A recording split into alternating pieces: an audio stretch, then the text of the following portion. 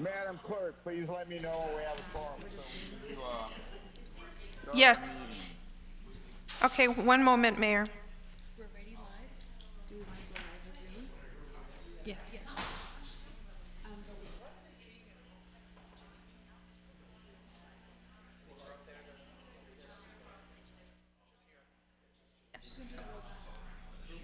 Mayor, everyone except Councilmember Iglesias is here. She did send me a message that she will connect with us soon after the meeting starts. All right, so let's go ahead and start. I hereby call this meeting to order. Can we do a roll call, please? Yes. Councilmember Becerra, Here. Councilmember Iglesias, Councilmember Peñalosa, Here. Councilmember Sarmiento, Here.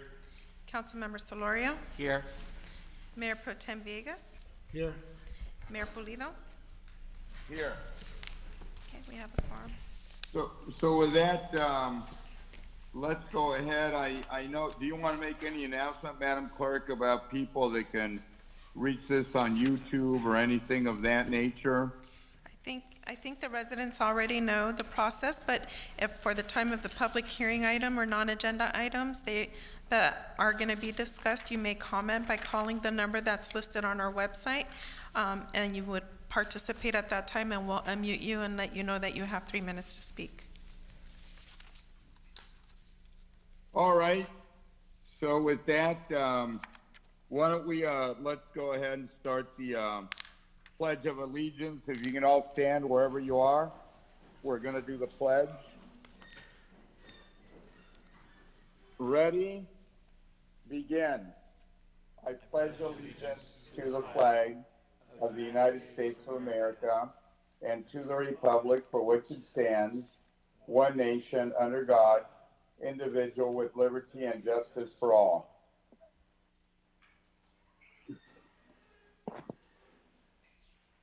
Did that come across, Madam Clerk? Yes. An invocation. Is Jack Abilene there, our police chaplain? Is he on the line? Yes, he is.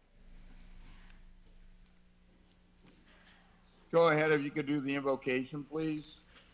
Thank you, sir. Father, we're so thankful this afternoon for this way that we can meet together and continue to carry forth certainly important city business.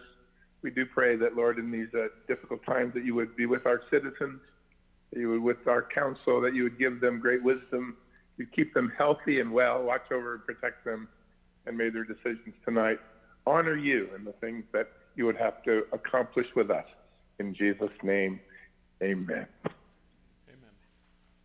Thank you for that. As we go into the consent calendar, I know I got a request from, I believe, Peñalosa and Ceci. We need her on item, I think, 11A, 11B, so we're going to push that towards the end of the consent calendar for the moment. But are there any other items on the consent calendar that people want to pull? Move the balance, Mr. Mayor? Yes. Councilmember Becerra, I'd like to pull item 11B and 19C. All right. 11B, I was already going to push to the end. I entertain, if there are no other items, I'd entertain a motion on the balance Move the of the balance. consent calendar. Mr. Mayor, may I please pull 25B? Okay.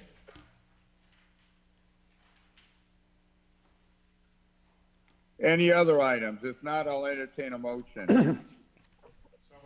Second. Roll call vote. There's a motion on the balance in the consent calendar. Madam Clerk, can you call the roll, please? Councilmember Becerra, Yes? Councilmember Iglesias, Councilmember Peñalosa, Yes. Councilmember Sarmiento. Yes. Councilmember Solorio, Yes. Mayor Pro Tem Villegas, Yes. Mayor Pulido. Yes. Now, I believe we need Councilmember Iglesias for a couple of these items, but there's some we can take on without her. Let's go with those items. I believe Council Peñalosa, didn't you have an item that you Yeah. just pulled? Thank you, Mr. Mayor. I pulled 25B. which is approve municipal facilities license agreement with New Singular Wireless, PCS. And I just had a question for the city manager and maybe the executive director of Public Works might want to chime in on this. Just had a couple of questions on what other companies we contract out with, or should I say, allow to use our city-owned utility poles. I know this contract specifically calls out, or agreement, Singular Wireless, but I just want to know which other companies we work, because I know I've seen Verizon come across and other entities that I just don't want to keep, with one staff report and one company, it doesn't look like a lot and it looks very minimal. But when next month we'll have Verizon come forward again, and then the following month we'll have, so before you know it, we keep seeing these antennas that are not that they're not aesthetically pleasing to the public driving by. You see them, they're huge, they're not small or really much hidden.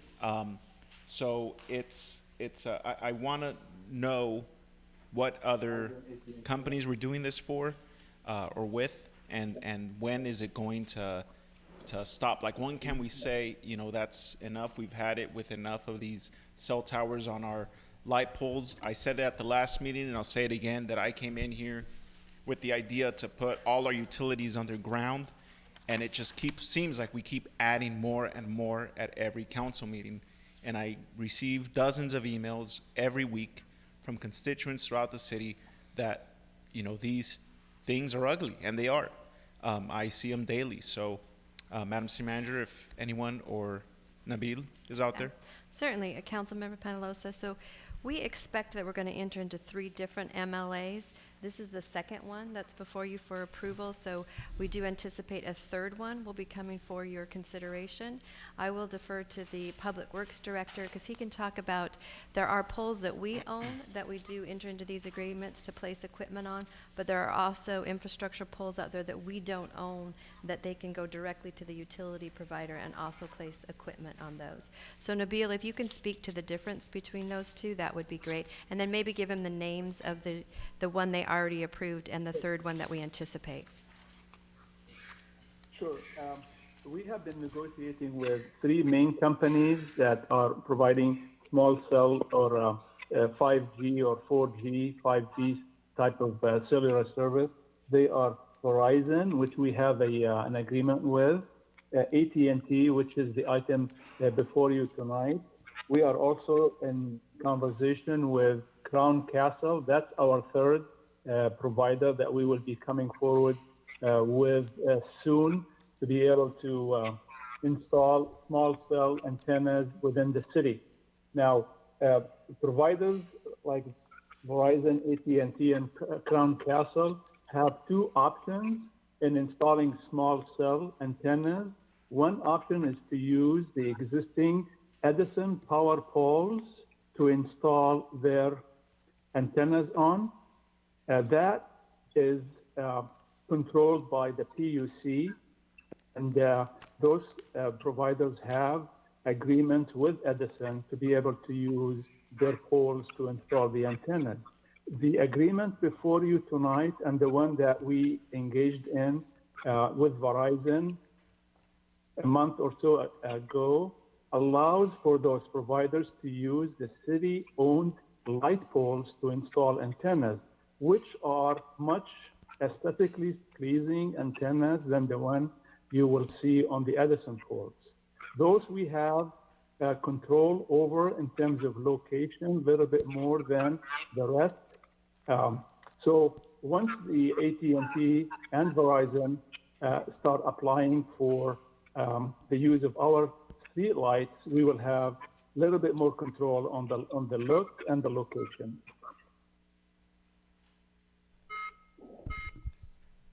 Can you hear me? Yeah, I could hear you. So you said we would have more control on the look of it and the location? Yes, the location is, these antennas, Councilman, need to be within, I want to say, 300 feet apart. So you will see more of them. But again, the ones that will be installed on the light poles, it will look like a cylinder on top of the pole with similar color and a little bit more kind of hidden, no wiring, no other boxes that are appearing. So the look will be a lot better on the light poles. And are pictures of these cylinder antennas available at all? Because I know they weren't in the staff report, and I have seen them previously in previous staff reports, and those, as much as we can sit here and say they are aesthetically pleasing, I do not believe that they are. Are there pictures available for these in particular? Yes, we are working on a memo for council on this item to explain to you what would they look like. But yes, they are much better looking than the ones that you've seen and familiar with that are installed on the power poles, the wooden pole. Those are different. The ones that we are engaging in tonight in this agreement with the AT&T and Verizon before that will be a lot better looking installations than the one you are familiar with on the power pole again.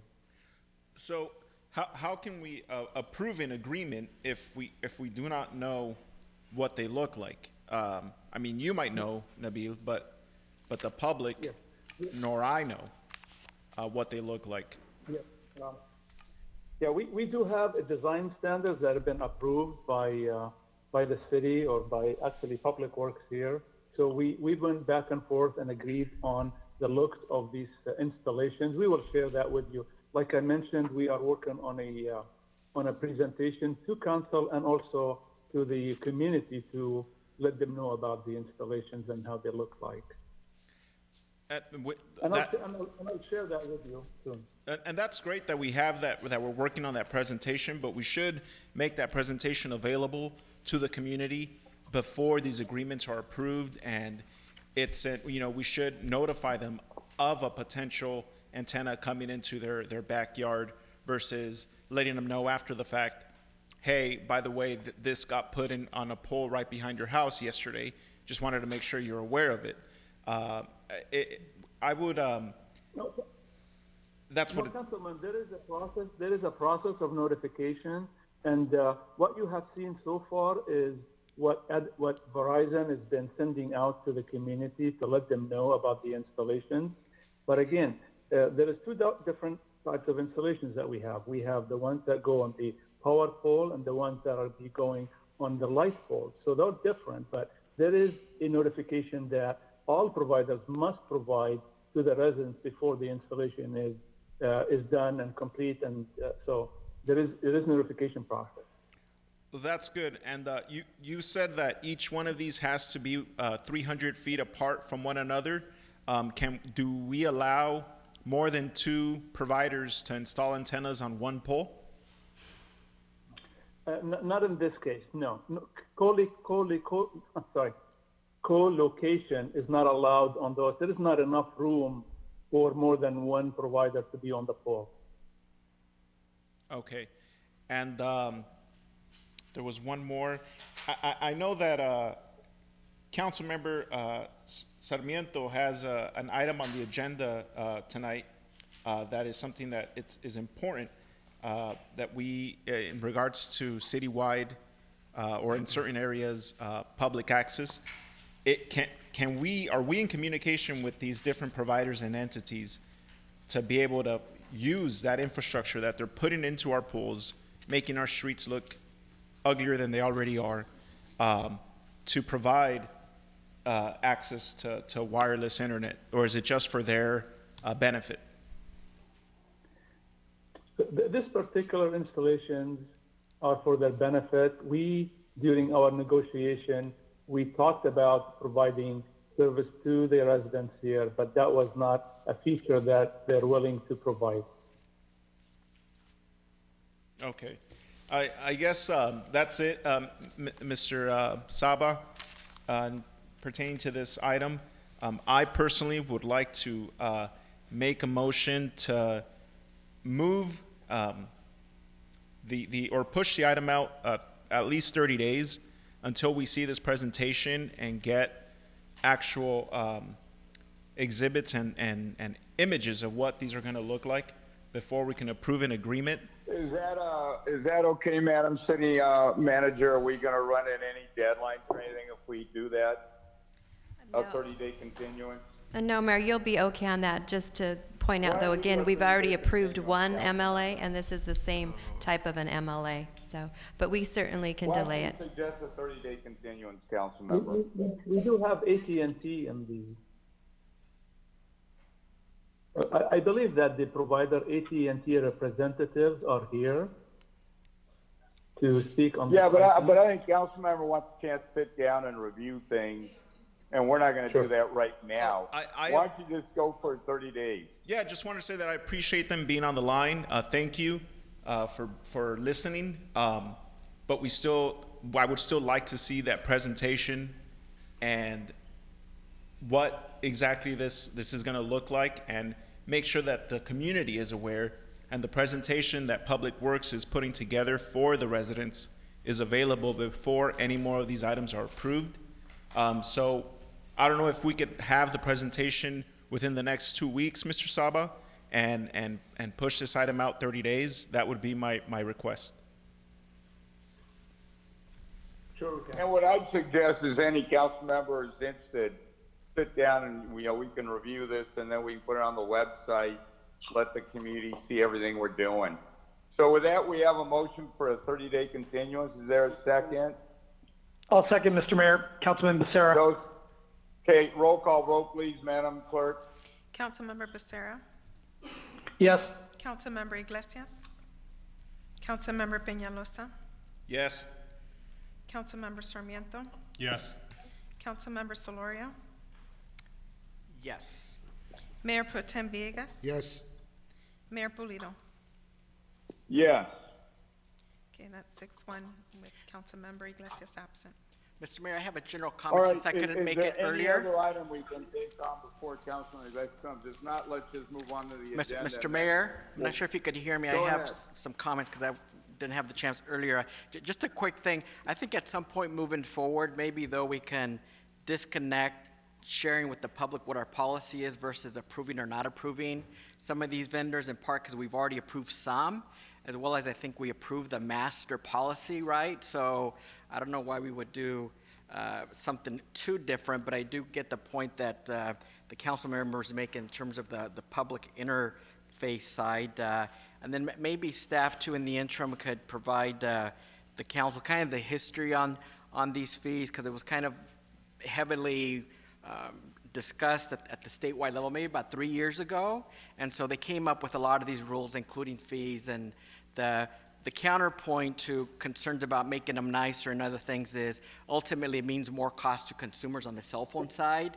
And we all know that we have pretty expensive cell phones already, expenses. And so that's I think the legislature and the governor's consideration. But I think it'd be helpful for the council and the public as well. That's all. Thank you for that. So Mayor- is there any other item we can take on right now? Go ahead. Yes, Mayor, I believe Councilmember Becerra has pulled 19C that we haven't covered yet. Go ahead, Councilman Becerra. Thank you, Mr. Mayor. I pulled this item just because I had a couple of questions for staff. Madam City Manager, is Stephen Mendoza available? Yes, he is, sir. Okay. I believe this would fall under his umbrella, so I just wanted to ask a couple of questions. First of all, thank you for the report. One of my main things that I'm really encouraged by is seeing that we're getting the applications out to the community for rehabilitation of existing homes. And I noticed in the report, it looks like, let's see, according here, it says due to the coronavirus, application processing for the down payment assistance program, single family and mobile home rehabilitation programs are currently on hold. There are currently 9 applications for the programs. I'm sorry, 13 total for the programs. Why are those applications on hold in regards to their processing? Certainly, Council Member. This is Stephen Mendoza. Thank you for the question. As you know, our down payment assistance program and our mobile home rehab program and our single-family rehab program require inspections of the units to verify the improvements that are necessary to be completed and to verify deficiencies in the unit that will need to be corrected if we are to provide assistance with them. The on-site inspections place the homeowner and our staff at risk of infection due to COVID-19, and therefore we place these programs on hold until we relax some of our restrictions regarding COVID.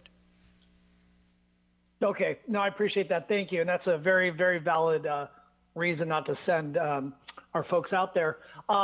Another question I have is, it looks like 165 applications were sent out for the down payment assistance program, and 13 were received, which is less than 8%.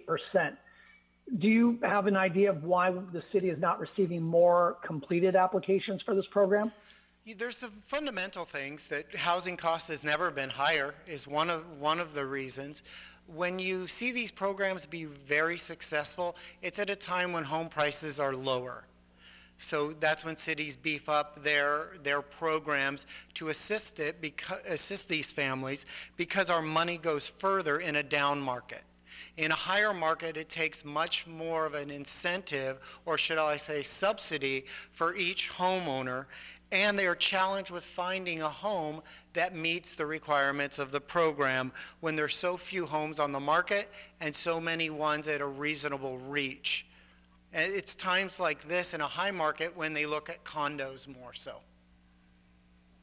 And that makes sense. And I bring this up because I really would like to see us as a city really go towards strengthening home ownership. And programs like this, I think, gives our residents, those that have been here, a chance to become homeowners. I mean, these are folks throughout our city that, have been renting, and they're working multiple jobs and they're saving up. And I agree, Mr. Mendoza, that we see an economy that does not favor a lot of folks that are struggling, but with these sorts of programs that could help them, I would like to see us try to do whatever we can to bolster those. And hopefully as we progress, there'll be more opportunities to do that.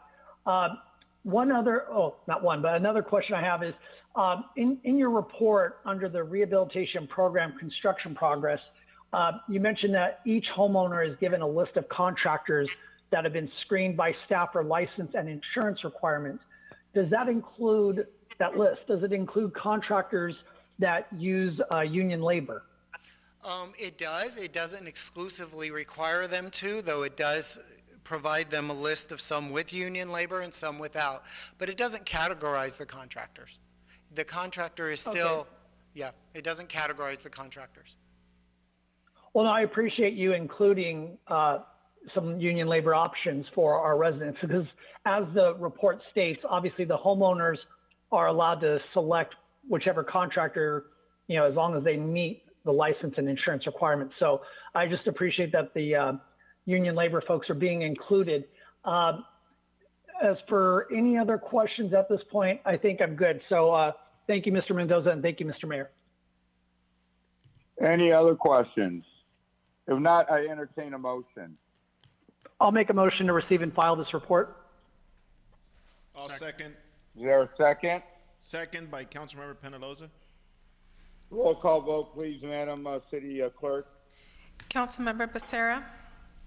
Yes. Councilmember Iglesias. Councilmember Peñalosa. Yes. Councilmember Sarmiento. Yes. Councilmember Solorio. Yes. Mayor Pro Tem Villegas. Yes. Mayor Pulido. Yes. 6-1 with Let's just Councilmember. go on. We'll come back to 11A and B. Why don't we just go on, continue on with our agenda for the moment? Is that 68. okay with everybody? Mr. Mayor, this is Councilmember Penaloza. I had a question just for the clerk. Sure, go ahead. I noticed that are we moving forward, are we going to be allowing the public to comment on items that are not public comment or hearings at all? So for the other agenda items, you mean? Well, Because right now not this city council meeting today, but I know last week or last city council meeting I brought up the question of why the public can't comment on every agenda item like we have when it's an open meeting. And you said that. They can, they just submit it by e-comment. So, and you'll see the numbers of e-comments in support and opposition. And then they're all posted on the website. So for the public hearing items and the non-agenda items are the ones that we open up the lines to. So if you're asking for all of the agenda items for the lines to be open to, I could definitely do that. I didn't, I could talk to the mayor and see if that's something we want to move forward Why with. don't we talk about it offline and Yes. pros and cons, but if we want to open it up, we can. I just know they're trying to handle, the technology and all, and I think we are getting a good number of comments from the public. But why don't we follow up on that, Councilmember, we'll come back. Okay, thanks, But I Mr. Mayor. thank you for your question. Thank you. Yeah, it was just my ask just to provide further input and transparency to the public. Thank you. And then, Mayor, the Thank closed you. session report, we skipped over that All section right, on the. let's go ahead and do that now. Madam City Attorney, anything to report out of closed session, please? No, we had several closed session items this evening, but there was no reportable action. All right. So then, our next item, would we be out of the consent calendar for now? I know we got to come back to 11A and B. Yes, so now we are on business calendar item 60A.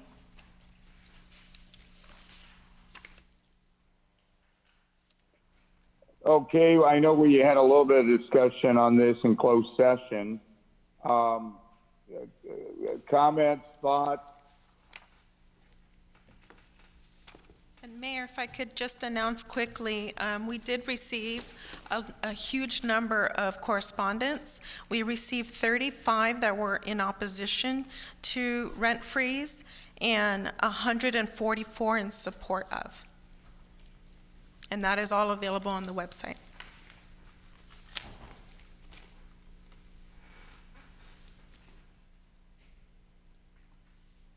Okay, again, the pleasure of the council. We could simply leave things alone. I believe it runs out right now at the end of May.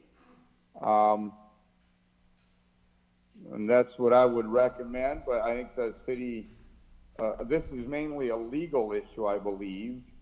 And I believe the city attorney has spoken to all of us and is very confident that we're well within legal parameters to take the action that we took, and empowering the city manager to take the action that she took. Mr. Mayor, this is Councilmember Sarmiento. I'll Please go ahead. Thank you, Mr. Mayor. I'll go ahead and move that we affirm the current order as written and directed by the city manager. I did just want to comment for everybody and thank everybody who wrote us. And I think that this was an exercise, a very unfortunate exercise, because I think that the city manager acted responsibly and within the vested rights that we extended to her to go ahead and promulgate this additional relief and protection measure for our residents. This is primarily a public health and safety measure that she took, knowing that that we are living in some very unprecedented times. There are folks that are not only worried about just paying rent, but also paying for food and medicine and just their daily lives. And we unfortunately have many families and residents that have to make a choice sometimes between basic needs and rent. So this isn't a rental forgiveness. This isn't an indefinite rent freeze or a prohibition on rent increase. This is a very narrowly tailored measure that was drafted by the city manager at the request of many members of the council, and also reviewed by the city attorney. So although that this may be read by others or interpreted by others to be something that it isn't, this is a public health and safety measure, And I think it was very, very narrowly tailored when it was drafted. It has a very clear sunset period. It doesn't go to an indeterminate time.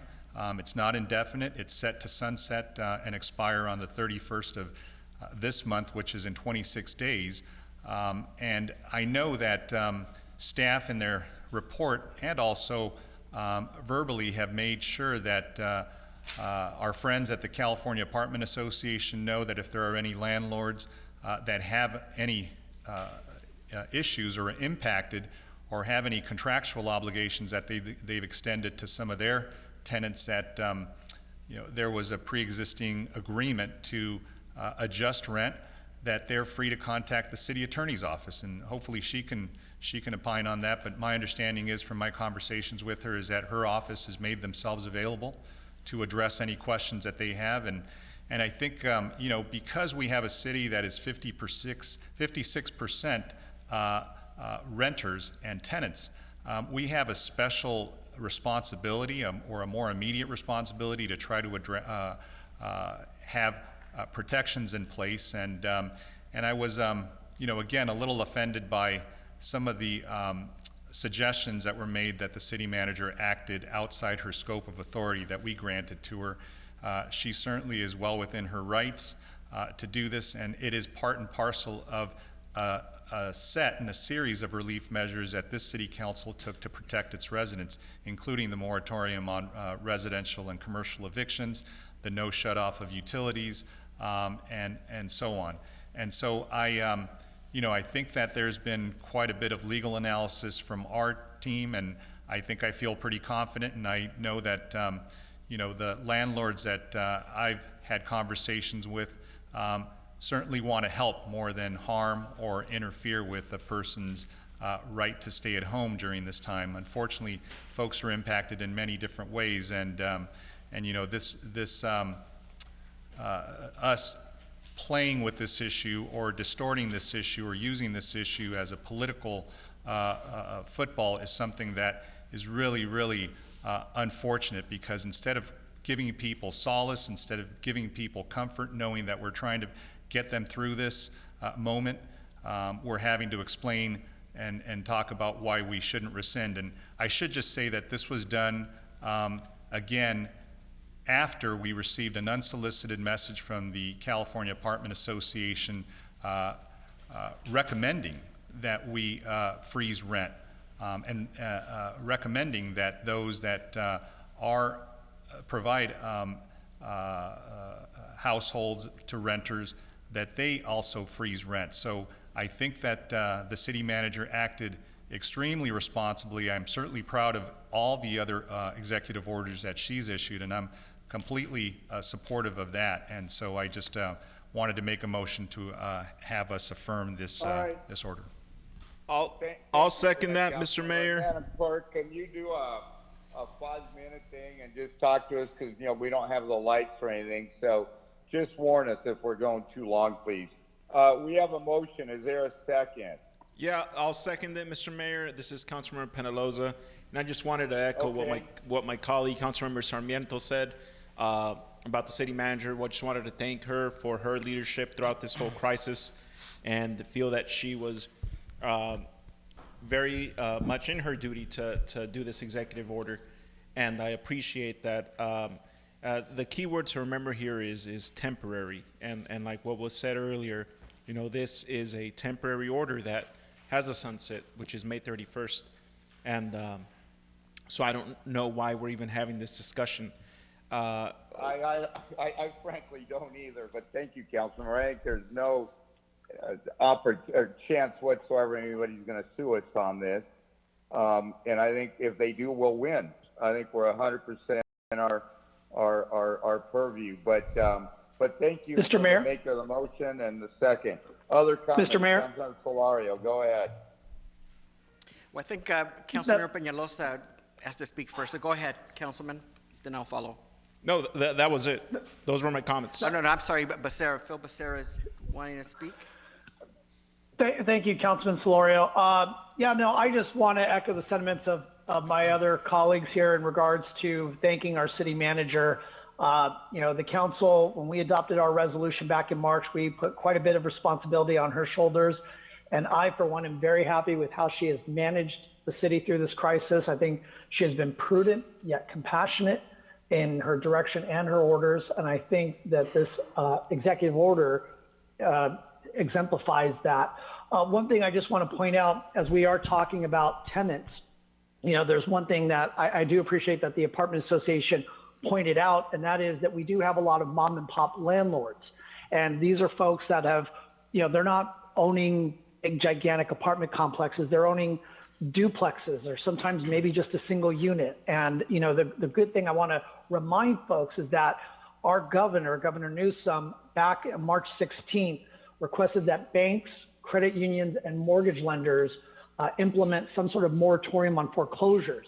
And less than a week later, the governor was able to announce that our nation's 4 largest banks and nearly 200 state chartered banks, credit unions, and mortgage lenders stepped forward and provided relief for property owners throughout California, whether it was grace periods on mortgage payments, waiving mortgage-related late fees, not starting any foreclosure sales or evictions.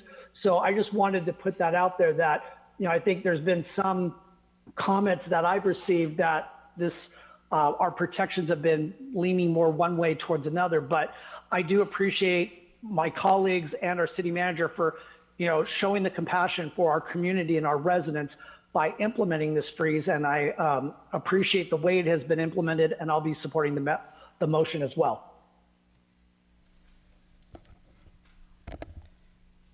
Mr. Mayor, I'd like to speak if now's a good time. Thank you, Mr. Mayor. I do have very, mixed feelings on this item. On the one hand, I know that our city manager was just trying to do the right thing and help our residents. But this exercise is a good example of when there isn't good public review, that sometimes there are little flaws or defects left in the policies, and that's what I worry about, what could be financial liability for the city and the residents themselves, including renters. Just for context, because I looked at a variety of the similar ordinances that are out there that we've been hearing about, and really ours is the most aggressive. Also, pretty much all the others exempted out and made reference to Costa-Hawkins and other rent control laws to make sure that there weren't any conflicts with that. And all the cities that tend to have those are rent control cities, so they have an existing system for staffing it and answering questions and letting the landlords know, and we don't. I know references have been made to what we heard from the California Apartment Association and the call to action that they put out to their members. The key thing is their call to action was voluntary, not through regulations and not anything that would be in violation of contracts or laws or other things. I know too there's been made mention that this ends May 31st anyway, and that kind of is true, but the executive order also says it could be extended under a variety of circumstances, especially if some aspects of the governor's executive order is extended. And if we do feel so good about all the legality around this, colleagues, vote to extend it another year. Why let it sunset? I do also just kind of general questions that don't need to be answered now, but maybe separately in writing from our city manager, our city attorney, or if she, after I speak, would like to speak to them. Why didn't we limit the applicability of this just to residents, renters that have an impact related specifically to COVID? Our prior executive orders and the governor's executive orders are all very tailored on that. I generally, believe, as you've heard, that, really it's through rental assistance. If we want to help renters, that's the way to do it. Let's focus more on that. I also do think that the Q&A that's on the city's website, there's a Q&A, and I'll mention one here, for example. The question is, my lease agreement has an automatic rental increase provision that takes effect before May 31st, and can my rent be increased? And it says, yes, the city's rent freeze is not intended to affect rent increases that take effect pursuant to an existing valid lease agreement or other contractual agreements. What that really means is a lot of folks can and will be seeing rent increases. It's my understanding that even at some of the affordable housing projects that we have in our city, that they're being allowed to increase rents, and maybe that could be another question that could be answered by our city attorney afterwards. So for those reasons, I do just worry that even though this might sunset, that there is still a statute of limitations, and landlords or others, including the mom and pops, and we've got many letters from them, they could sue and the city would be possibly liable. And then I worry that the renters themselves may then also be liable for any rent increases that they weren't allowed to implement. So those are the reasons why, for those legal defects that I believe exist in the executive order, that I cannot support just letting it phase out. I think it'd be better to rescind it or to fix it, because there's just too many flaws right now. Thank you. All right. Anybody else? If not, let me just state that I think that's a matter of opinion. I support our city attorney and what she's doing. I support the city manager. I even told the city manager I'm not sure why this is even on the agenda, frankly, because I think she acted completely within her rights. And I will be really, really surprised if anybody challenges. But if they do, we'll fight it. And if we were to extend it for a year, then a lot of people would sue. But that's not what we're talking about, and the city attorney wouldn't recommend that either. I understand Councilmember Iglesias will not be joining us this evening. I was just informed by our city clerk. So with that, if there's no additional comment, we have motion a second. Roll call vote, please. Councilmember Becerra. Yes. Councilmember Peñalosa. Yes. Councilmember Sarmiento. Yes. Councilmember Solorio. No. Mayor Pro Tem Villegas. Yes. Mayor Pulido. Yes. Excuse me, Madam City Clerk, did Councilmember Solorio vote? I didn't hear that. Yes. No. Councilmember Solorio did vote, and he voted no. Okay, I didn't catch that. Thank you. Motion passes 5-1 absent. Councilmember Iglesias and Solorio dissented. Okay. I believe Madam City Clerk. Madam City. Go ahead. Madam City Clerk. Go ahead. You read that. I think you read that backwards. You said. Motion passes. But you said Iglesias said no, and No, I said Councilmember Iglesias is absent and Councilmember Solorio dissented. got that. Thank you. Wait, and is Councilwoman Iglesias not joining us at all for the rest of the That's evening? correct. Not at all. She's not coming in at all tonight. Wow, not surprising. So let's just continue. Item 60B.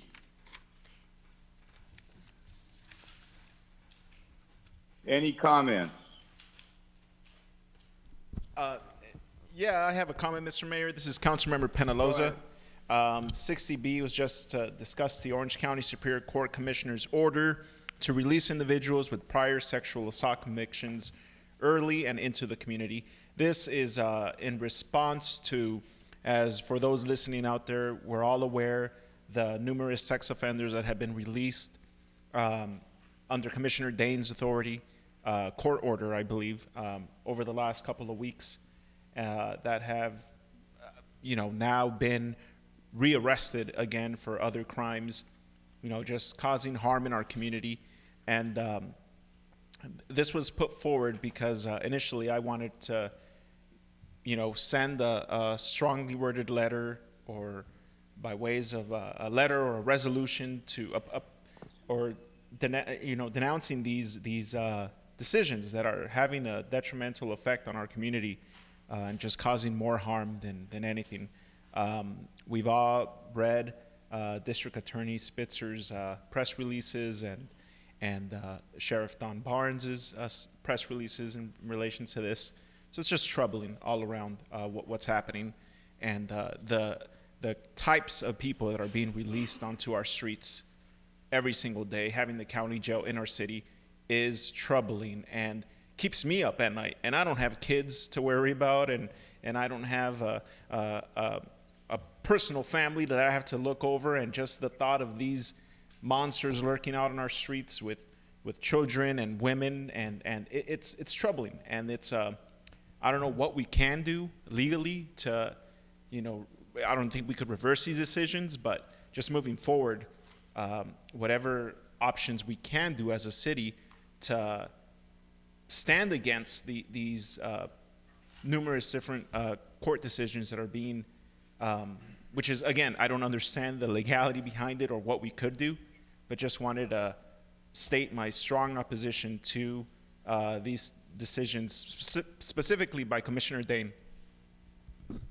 Appointed Commissioner Thank you for Dane. that. Any other comments? Mr. Mayor? Mr. Mayor Pro Tem Yes, go Juan ahead. Vegas. I just wanted to thank the Santa Ana Police Department for rearresting one of those individuals that was let loose that shouldn't have been freed in the first place, but that's between the commissioner and the governor. And we will stay vigilant here in the city, and I'm sure our police department will continue to do the great job that they're doing trying to protect us. And this is just terrible when these individuals, the commissioner, for example, are being a little reckless, in my opinion, for the safety of the public. That's my comment. Thank you for that. Other council member comments? Mr. Mayor, Councilman Becerra here. Yes. I want to echo the Pro Tem's comments in thanking our police department for arresting one of the 7 that was released early from jail. I could go on about what this particular individual did within 17 days after being released early from only serving 71 days of a 6-month sentence. But I think if I did that, we'd be beeping out half of the broadcast. I mean, this particular individual has done some very disturbing and disgusting crimes. And much of what he did was in this community, was in Santa Ana. This isn't somebody that's roamed the county. He's done it right here. I know Councilmember Penaloza sent a letter to Commissioner Dane, and I know, Mayor, thank you as well for doing the same. I sent a letter expressing my disappointment that this commissioner would do such a thing, and to do it under the guise of a pandemic is just that much more disturbing. And I'd just like to close my comments in thanking our district attorney, Todd Spitzer, for bringing this the situation to light and to the public's attention. And as the Pro Tem said, I concur that we will stay vigilant. These sorts of things are just atrocious, and we do have to remain on guard about that. Thank you. Thank you. I'd like to request with the council's concurrence, I want to go meet with a presiding judge and echo all of our sentiments to that judge that oversees this commissioner. I really don't think this commissioner is on the right track to ever become a judge. And I'd like to put our letter into his record, into his file. And again, with a formal complaint registered to the presiding judge, I think that'll send a very strong message through the courts. And if there's no opposition to that, it's something I'd like to suggest that I do on behalf of the council. Mr. Mayor, this is Councilmember Sarmiento. I know there's also a state commission that oversees judicial conduct. So maybe the that. Commission? Well, no, that's the appointment committee, but there's a judicial conduct governing agency that oversees, again, judicial and conduct from the bench. So I think if we're going to maybe file something with the presiding judge, it should be copied to the commission as well. Point me in the, yeah, let's do that, council member. Please make sure we're saying to the right folks, but I think if we do that, that'll send a very strong message to any other judge and commissioner that is engaging in this activity. They don't like to have these type of complaints in their record, and I think this warrants such a complaint. Mr. Mayor, this is Councilmember Penaloza. If I could add to your request, I am supportive of that, and I would also ask that maybe you having that relationship with the mayors throughout the county, we reach out to the other 34 cities, and because I've seen the negative response that they've had to this this commissioner, maybe having them also address it through a letter similar to ours, or add their signature to a letter, so it could be a unified effort that this is county-wide and not just Santa Ana, because these are... Fine, look, I have a call with them. It's about the pandemic. You know, we're mainly talking about coronavirus, but I have convened all the mayors in the county, and at different calls they've been on there, we're speaking once a week.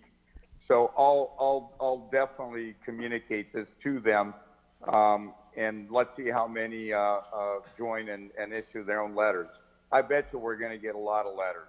Absolutely. We have a lot of good cities here in Orange County, and we all care about the county and the future of the county and what's going on. And the pandemic right now is a problem that we have in common, but this one as well with sex offenders.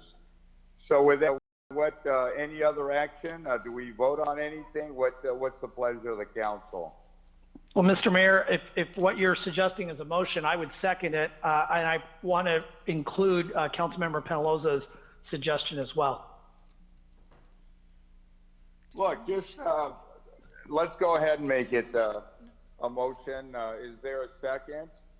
I'll second it, Mr. Mayor. Councilman Becerra. Roll call vote. Roll call vote. Okay, Mayor, you're the one who motioned it, is that correct? Yes. Okay, Councilmember Becerra. I second it, yes. Councilmember Peñalosa. Yes. Councilmember Sarmiento. Yes. Councilmember Solorio. Yes. Mayor Pro Tem Villegas. Yes. Mayor Pulido. Yes. That's 6-1. What's our next item, Madam City Clerk? So we still have items 11A and 11B from consent, and public hearing item 75A. All right, let's just do 11A and B because we were going to wait for originally, I believe Councilmember Iglesias maybe had indicated she wanted to participate, but she's not going to be in, so no point in waiting any longer. So let's go on to item 11A and 11B. Can we just have a motion on both of them? It's just the second readings. Yeah, I'll make a motion. This is Councilmember Penaloza. I'll make a motion to approve item A, Mr. Mayor. Okay. Which would be there- I'll second the motion for item 11A. All right, roll call vote, please. Councilmember Becerra. Yes. Councilmember Peñalosa. Yes. Councilmember Sarmiento. Yes. Councilmember Solorio. Abstaining again. Thank you. Mayor Pro Tem Villegas. Yes. And Mayor Pulido. Yes. Same thing. I'll entertain a motion on item 11B. Motion to Mr. approve. Mayor, hold on, Mr. Mayor, Councilman Becerra, I have a question of staff before we go forward, and that is, the motion to approve last week for item 11B had two conditions that I added, and it just doesn't seem from the resolution clear. I don't think it would jeopardize the readings by having those included because they were part of the record at the last meeting. So if staff wants to clarify that for me as to their inclusion. Certainly, sir. If you look on the item and you look on the attachment, those changes that were requested for a number of you at the last meeting are incorporated in the attachment to the staff report. So I'm looking at the staff report. So it's a 38-page PDF. What page am I going to Go see them? to 11B-21. 11B-21. Okay, and so just for clarification, why are they down this far versus the first ordinance in this packet? I'm sorry, I'm not quite sure I understand your question. So this 11B-20 has the ordinance, but yet page 11B-1 also has an ordinance that doesn't have the same language for looks like section F, or I'm sorry, subsection F of section 1. I Let me think, ask council member, what you're looking at is a red line version versus what was originally submitted, so that the public, yeah, there's two versions, so that the public and the council members can see that there were two different versions, one red line and one. Okay, and in regards to the project labor agreement, so looking at 11B 20 and 11B 21, let's see, at such meeting, I don't see anything in regards to the project labor agreement. I'll ask the planning director to answer that question. So the project labor agreement, all the conditions that were added at the previous meeting, council member, is in the mutual agreement. Okay, and is that mentioned, the mutual agreement, is that mentioned here in the ordinance? Yes. And can you point out to which section that'd be in the amended section G, correct? I'm reading it on 11B-21 of the top paragraph where it talks about the special request and the additional terms are included in the mutual declaration of acknowledgement and acceptance of approved conditions that will need to be signed by the developer and recorded against the property. Okay, and those, the mutual declaration of acknowledgement and acceptance of approval conditions was, I believe, Mr. Tai, was what we discussed last time as to where to incorporate those conditions, correct? That's correct. That is correct. Oh, okay, Mr. Mayor, I'm okay then moving the item. Second. We have a motion. Is there a second? Second. Solorio. Roll call vote, please. Before proceeding, I just want to make sure that the council is aware that there was correspondence received on 11B. There were 2 in opposition and 9 in support of the project. Councilmember Becerra? Yes. Councilmember Peñalosa? Yes. Councilmember Sarmiento? Yes. Councilmember Solorio? Yes. Mayor Pro Tem Villegas? Yes. Mayor Pulido? Yes. Okay, this is Is 6-1. our next item 75A, or what's our next item? Yes, 75A, which is a public hearing item. Okay, this is time and place for a public hearing, item 75A. Let me just ask staff, is there any brief presentation or anything that you would like to add for the record? Yes, sir. I'm going to ask our Executive Director of Community Development just to go over the first few slides explaining what the item before you is all about. But it will be very brief. Thank you, Mr. Mayor. I'm going to start on page 7 of the presentation.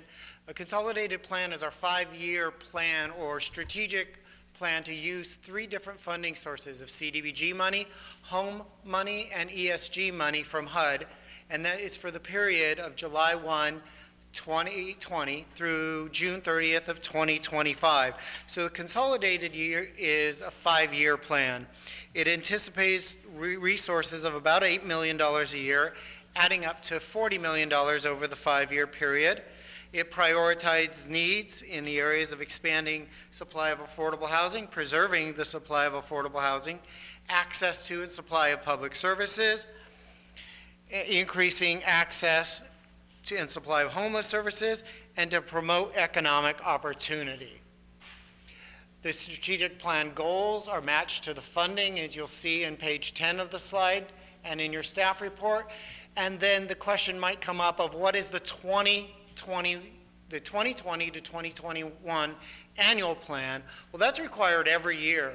So basically, every year of the 5-year period, we come to you with an annual plan.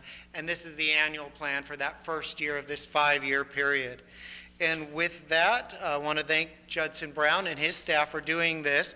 They did this in-house this year. Instead of hiring a consultant, we're able to get the same input from the public and get this through his commission, and did a really good job and saved the city a little bit of money in the process. Good. How much money did we save? About $60,000. Let's add that to the city manager's list of all the money that she's been saving us lately. I think she finds money every week. Madam Clerk, do we have any speakers that wish to address us on this item? Yes, Mayor, we do have two speakers who virtually raised their hand. Okay, go ahead. Please clearly state your name and support or opposition to the item. You have 3 minutes and you have been unmuted. Hello?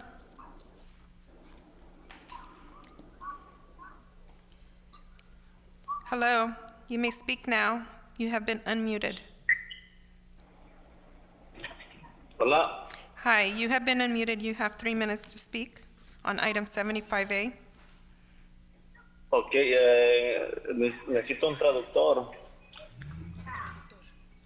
Mire, okay. empiece a hablar. Do we have translation? If not, one of us can do it. We do have Cesar. He's going to take a moment to walk down here and we can proceed with the next person.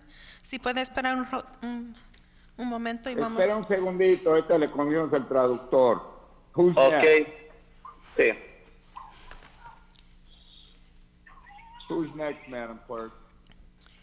Hi, please state your name and if you're in support or in opposition to the item and why. You have 3 minutes. Hi, my name is Luis Sarmiento. Good evening, everyone. I'm calling on behalf of Thrive Santa Ana, our local community land trust, whom all of you are familiar with.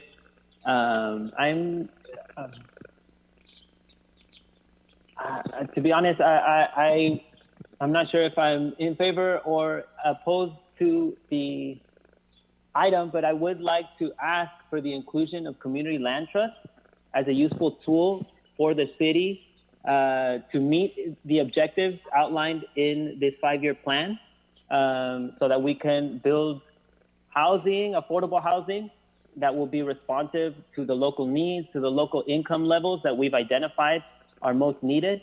CLTs are also a way of ensuring permanent affordability that will stay with the land. And it's also a smart way of making these public investments in a way where that public investment will be retained in the long term.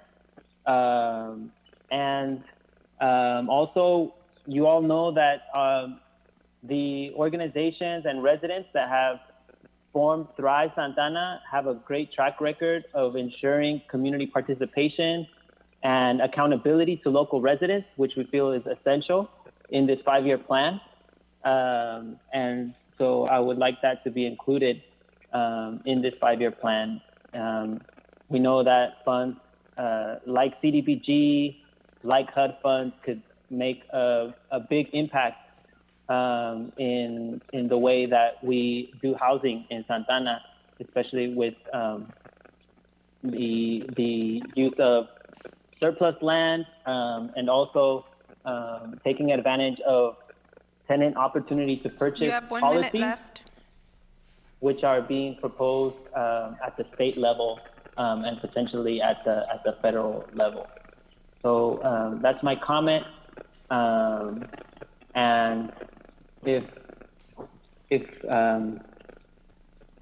I don't know if the correct way to proceed would be to request for the inclusion of these of the community land trust as part of the strategies moving forward. Otherwise, I would say maybe I'm opposed to the item as it stands, or if there's a way to include these things moving forward, we'd be happy to work with city staff. Thank you for your comments, Luis. Do we have translation yet? Yes, he's here now. Ya puede hablar, empiece con su comentario, por favor. Hola, sí. Mi nombre es Fausto Ramírez. Estoy viviendo aquí en Santa Ana por más de 15 años. Yo estoy pidiendo que nos apoyen a que no nos suban o no nos incrementen las rentas. en estos momentos tan difíciles que está ahorita todo, porque ya ves que no podemos salir, la pandemia, no, los niños en casa, el Ese trabajo. tema ya lo tratamos anteriormente. Ok, sí, Madam, para que queremos para talking que... about the rental increase. Ya, sí, sí. No queremos. Sí, que nos sigan apoyando igual como siempre nos han apoyado y que lo tengan en mente ustedes, pues. Muy bien. Gracias. Ok, sí, gracias a ustedes. Okay. Okay. Go ahead, Cesar Franzo. I think he's talking on the wrong item, but go ahead. Yes, he's talking about, this is Soto Ramirez, and I've been a Santa Ana resident for over 15 years, and I ask for your support not to increase the rents. These are hard times with the pandemics, and our kids are staying at home, so please keep helping us in this situation. Okay, so with that, I'm going to go, We have close one- the public hearing. Mayor, Do we have other speakers? Yes, we have one more speaker. Okay. Go ahead. Please state your name in support or opposition to the item and why. You have 3 minutes. You have been unmuted. Can you hear me now? Yes, we could hear you. Perfect. So my name is Nathaniel Greensides, and I wanted to mirror some of what Luis Sarmiento offered about the community block grants and mirror some of the stuff that he was saying.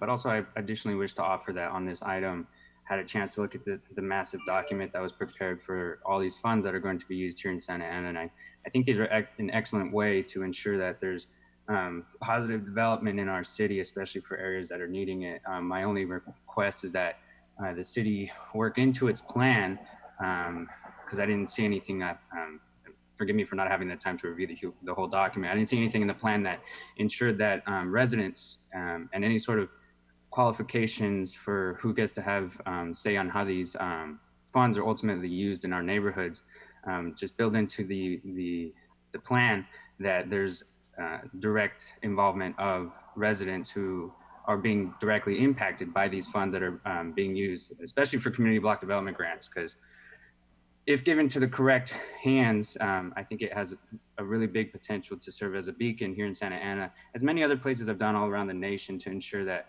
all kinds of community development corporations, as well as community land trusts, are offering control of the land and the place on which their buildings reside, and for future generations, for themselves and for their kids. And thank you.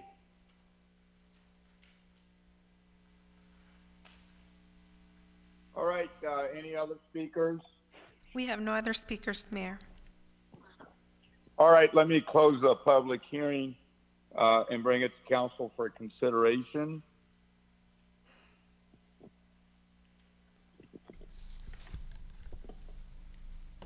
Mr. Mayor, this is Councilmember Sarmiento. Go ahead. And this is more a question for staff, I guess, and I know these documents are more goal-oriented. They're not really, they're more high-level and principles, I guess, for us to move forward on. Would there be any disruption to the whole scheme of different methods of achieving those goals by including a community land trust reference in there, since we've already done one? Is that something that would be contrary to any of the objectives that are in there? No, it'd be getting maybe a little too specific, as you earlier alluded to. I think they're already included in the process. They certainly could already apply for the NOFAs that Judson sends out, his RFPs, Notice of Funding Availability. They certainly are on the list and would be included in that. And they would be included on the area of supplying affordable housing, just like any other developer would. Community Land Trust, I think, is covered already by some broad-based principles. Okay. I just think sometimes things get lost, and maybe if we footnote it, or if we do something to reference that there is going to be an effort to try to also invite them to apply. Again, if to you make remember, I'm sorry, if you remember last year, we actually adjusted to allow long-term leases, in which they were a benefactor of, if you remember, for their property. Right. So I understand that there's nothing to exclude them. I just want to make sure that, in the event that we wanted to include language in there, again, we could get real specific and start including a bunch of others, and then it turns into, instead of a 6-inch document, turns into a 12-inch document. But again, I think because there is such a need for having residents participate in this, this is one vehicle. So just something for us to consider. Thank you. Thank you for that. I'd entertain, if no more comment, I'd entertain a motion. Motion to approve. Is there a second? Solorio, second. Thank you. Roll call vote, Madam Clerk, please. Councilmember Becerra, Yes. Councilmember Peñalosa, Yes. Councilmember Sarmiento, Yes. Councilmember Solorio, Yes. Mayor Pro Tem Villegas, Yes. Mayor Pulido. Yes. Motion carries. So, 6-1. Madam Clerk, are we on 85A, or where are we now? Yes, we are on 85A, and we did not receive any public comments on that item. So I will defer to Council Members Becerra and Peñalosa, please. Go ahead. Thank you, Mr. Mayor. Thank you, Mr. Mayor. This item is a subject matter that I would like for us as a city council to address. There have been instances where members of our council have frankly ducked votes for no stated valid reason. I believe that we have a responsibility to the community to participate in the decisions that are presented to us unless there is an absolute valid reason, a legal reason, or something that truly prevents us from participating in a vote. To clarify and enshrine our obligation to participate in votes on matters before us, I would like to ask my colleagues to support directing our staff to draft language for policy that requires all city council members present at a meeting to be required to vote for or against the motion unless a council member is disqualified by either a stated conflict of interest or some other valid legal reason. Councilmember Peñalosa, additional comment? Thank you, Mr. Mayor. I just wanted to say that I agree with what Councilmember Becerra said. We all, took an oath to uphold this office and carry out the duties that come with it. And by constantly choosing to abstain from votes, and I think this just requires a bigger conversation because it's not just about abstaining. We should all be present, just period, to take these hard votes that keep us up at night. I mean, I have yet to miss out on a vote as a sitting council member, as we've seen today. I've seen from my colleagues just kind of disappear when there is sensitive issues on the agenda that they don't want to go on the record for. That's just plain and simple. And I think it's important that we all carry out the duty that we were elected to do and really be that voice for our constituents, the public, and be present and take vote unless we're not legally allowed to, especially after the city attorney says that we're legally allowed and okay to take a vote. I mean, there's no reason why people should be abstaining for anything.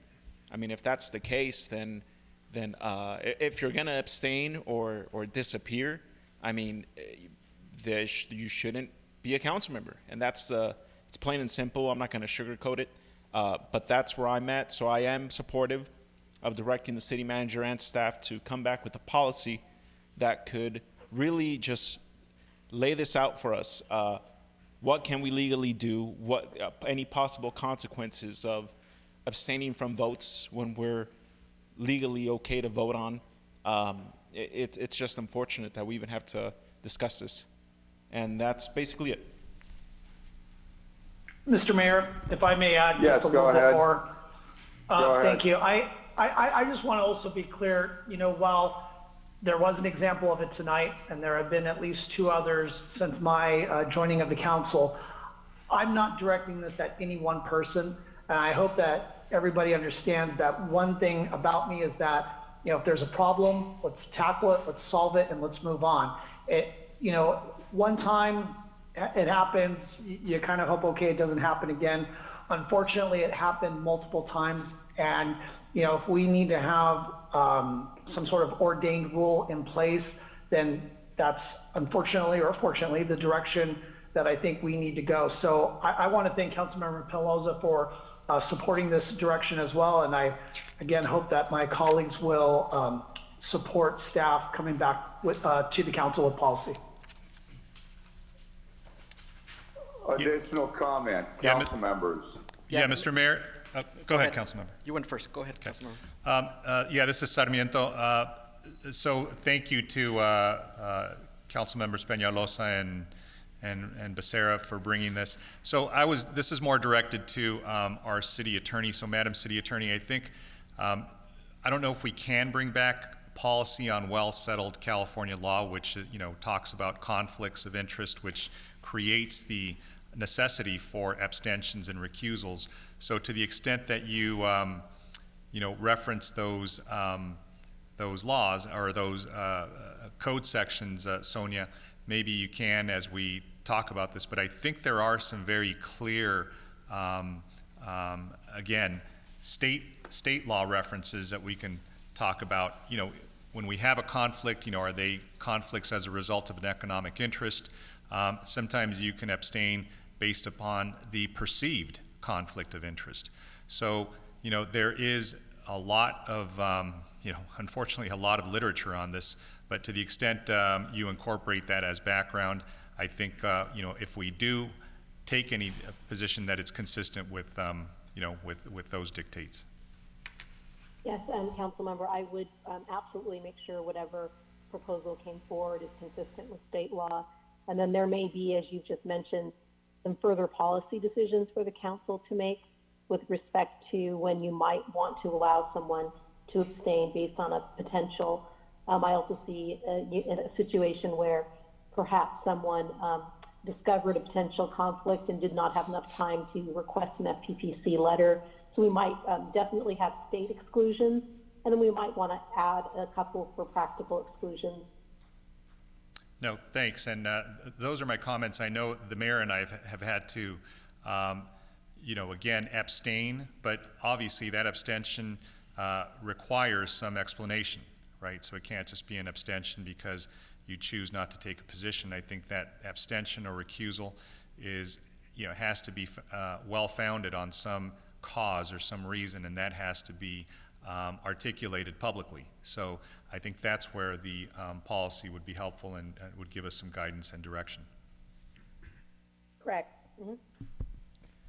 Mr. Mayor, this is Additional comments. Yes, go ahead.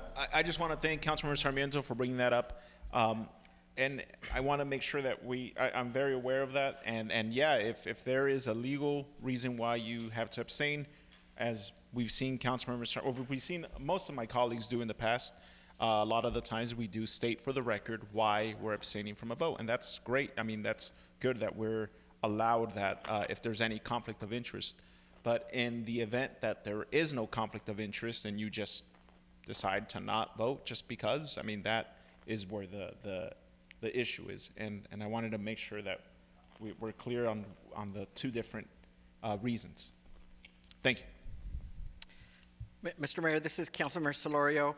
I do thank my colleagues also for bringing this forward. I think as part of what comes back, definitely we also need to just clarify abstentions versus recusals versus actual legal financial conflicts, because sometimes folks have recused themselves really for no solid legal reason, but really just abstaining, and I'm not saying it's necessarily a problem. If anything, too, just as part of this review, if the city attorney's office can look at the attorney general's opinion, which isn't very old, Kamala Harris a few years ago as AG set up the criteria for abstaining at city councils, as well as the League of Cities and others have a lot of good writing on that. And what I found interesting in re-reviewing those things again, a key thing with those kinds of things is also who's eligible for quorum purposes,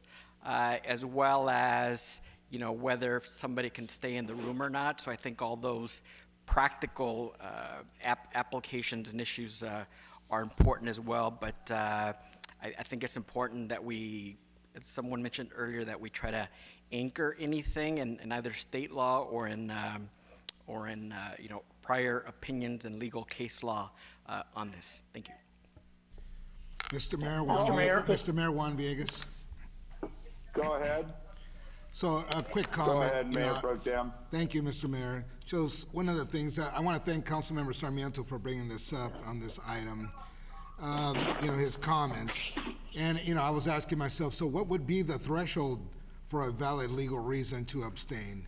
There's a lot of reasons. A lot of times when we recuse ourselves, it's in the abundance of caution. We always say that, and it's very vague. It's a little bit of a gray area. And then again, if we did come up with some kind of policy, but suppose the council member were to abstain anyway, even though our colleagues are saying no, well, we have a policy, you need to, and he says no, this is my reason, and you're not going to force me. I'm going to continue to abstain. So those are some of the things I think about, and I think there is a lot, right? I mean, we need to think about this a lot more than just make a decision now. But if the staff wants to look at it, and if the city attorney would like to, render more an opinion and more information to us, I'd be glad to look at it. And that's my comment. Thanks for that comment. Additional comment?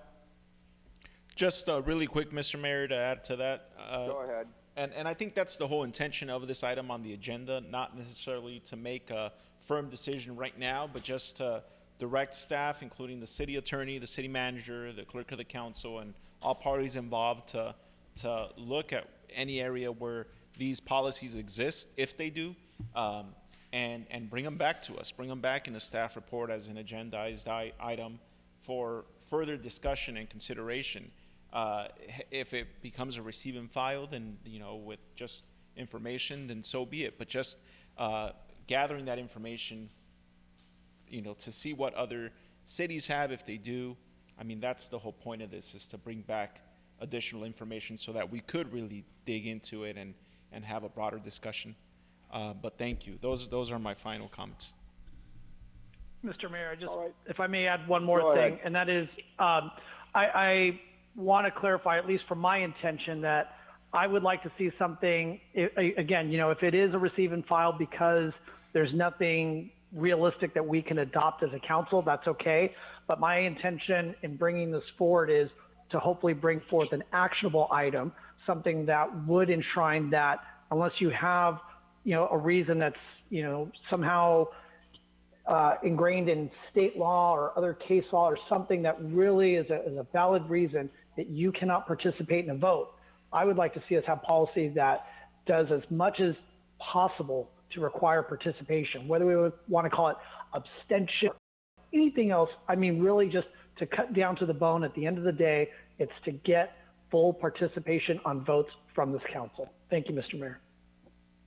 All right. Look, let's see what staff, what thoughts they have, and I'd suggest before anything be brought forward, let's, give them some time to do some, research, et cetera. At the end of the day, I think we're going to find that there's a lot of law on this already. It's something the FPPC goes into great detail, and ultimately it's between, council members and the voters, and that relationship and that trust. So I don't know that we'll be able to come up with any policy that's going to result in sanctions or fines or things of that nature. I think that's why we have the FPPC. But look, I think no harm, no foul.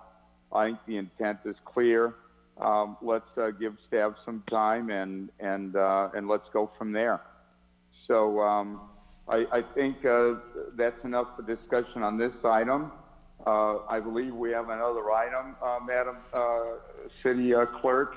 Yes, 85B, and we did receive a total of 2 correspondents, and both of them, and both were just indicating comments on the housing opportunity ordinance. Okay, this is an item brought forward by Councilmember Jose Solario. Why don't you go ahead, Councilmember?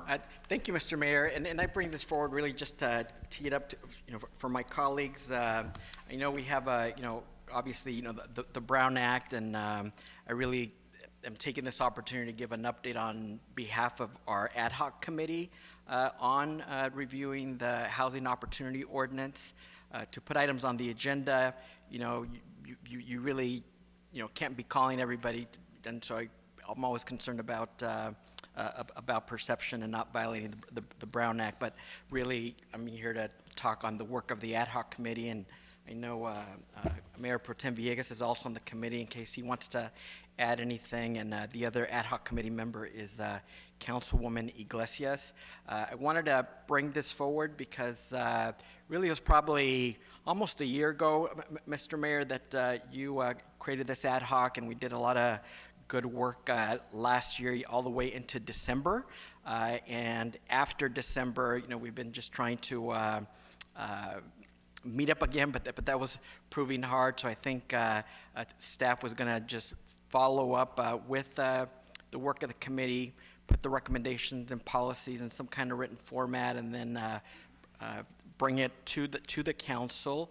Obviously COVID and other things continue to slow us down, but good progress has been made. And I think, at the end, I'll ask staff to give an update on when something might come back to the full council with review of the committee's work. But the kind of things we were talking about was, right now, many people don't know it, but the developers that have to pay this or do this policy is very limited, and there's an interest in maybe having a few more projects and a few more areas be included in this, and that would, over time, and bring in more revenue for the funding that is largely coming from the In Lieu program. And so that is important because there continues to be a need for affordable housing. But we've also have heard, including from some stakeholder meetings that staff did last year, there's a variety of ideas out there, and I know too from my colleagues, ideas about trying to incentivize more for sale affordable as opposed to just renters, because there's a lot of value in creating folks that can own property rather than rent all their life. I think that's important. We also talked about further rehabilitation of substandard rental units, because it's easier to rehab and make affordable existing housing rather than building brand new one. Also, in terms of the eligibility of the In Lieu fund, sometimes there's interest in a small community center, a little bit more of a open space area, playground for the children, a little bit more parking, and those things should be eligible as well. I do also think that given where we're at with COVID, and not just the health consequences, but the economic consequences, that us doing something to incentivize this program, reform it. We also heard from some that for certain types of projects, the fees are too high, and so that might be something to be looked at as well, and that we did review. And again, staff is putting all those things together. I'll just conclude with one question to staff, whoever wants to come up, and if my colleagues have items, fine. If not, the key question I have for staff is the work of the ad hoc and bringing policy ideas and recommendations forward. When does staff envision bringing that back to the council? Because that would be really an excellent time as well for giving feedback, and by then, hopefully in the staff report, there'd be some things in writing to review. Council member, staff is currently working on doing the calculations and everything that the ad hoc wanted them to research, and we hope to have it back before the full council in the month of June, so maybe about 30 days. Okay. Earlier may be better, but June is fine. I know we're working on the budget in June and May, but that would be fine. Thank you.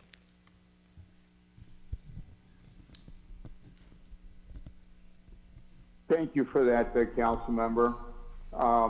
If there are no other comments, let's Mr. move Mayor, on the agenda. I have a comment. This is Councilmember Penaloza. Go ahead. My only comment was that if we're gonna really have this discussion, and we should have it in regards to the housing opportunity ordinance and any other factor for that matter, any report, I would hope that it doesn't come to us until we are back in full service. We're open to the public. We allowed that public input because that's a huge component that we need to take into consideration when amending any of these things is public input.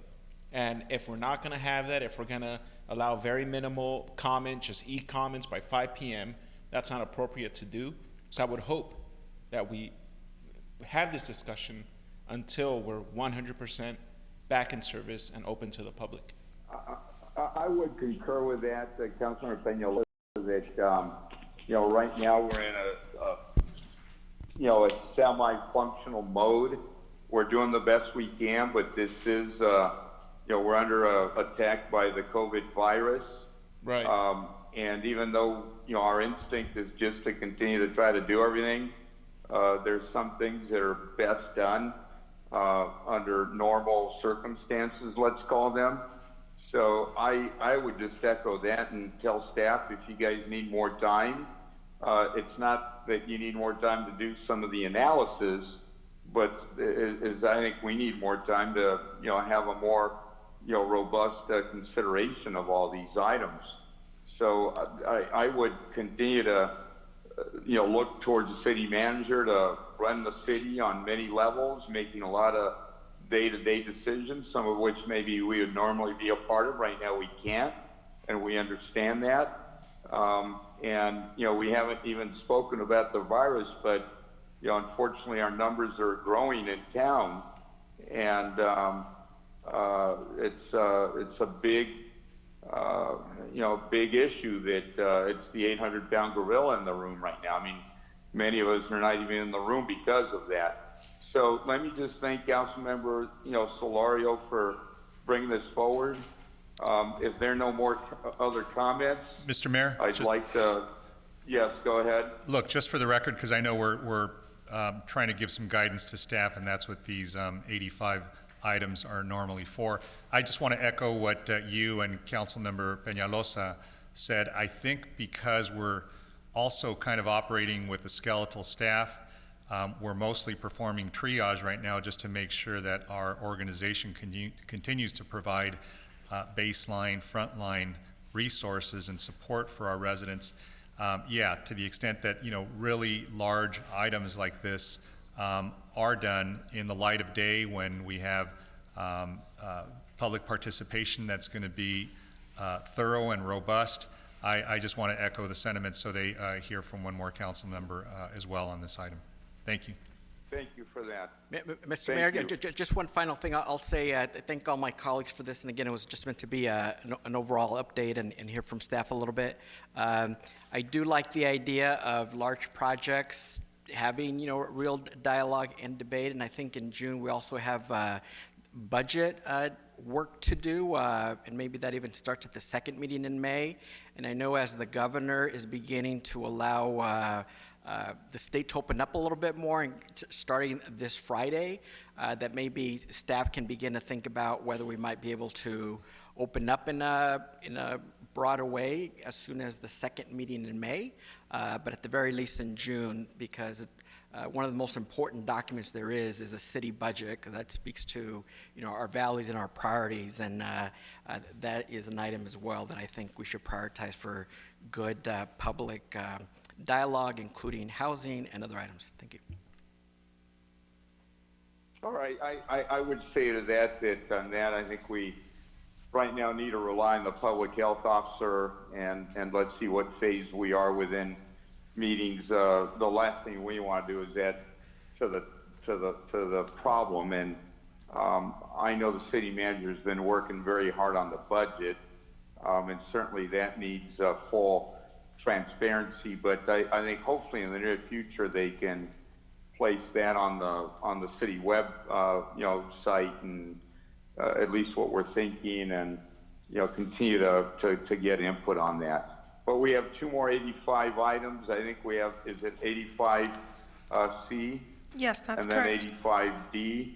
That's correct, Mayor, and we did receive one correspondence in support of the free internet Wi-Fi. All right, that was Councilor Sarmiento, the internet Wi-Fi. Please go ahead.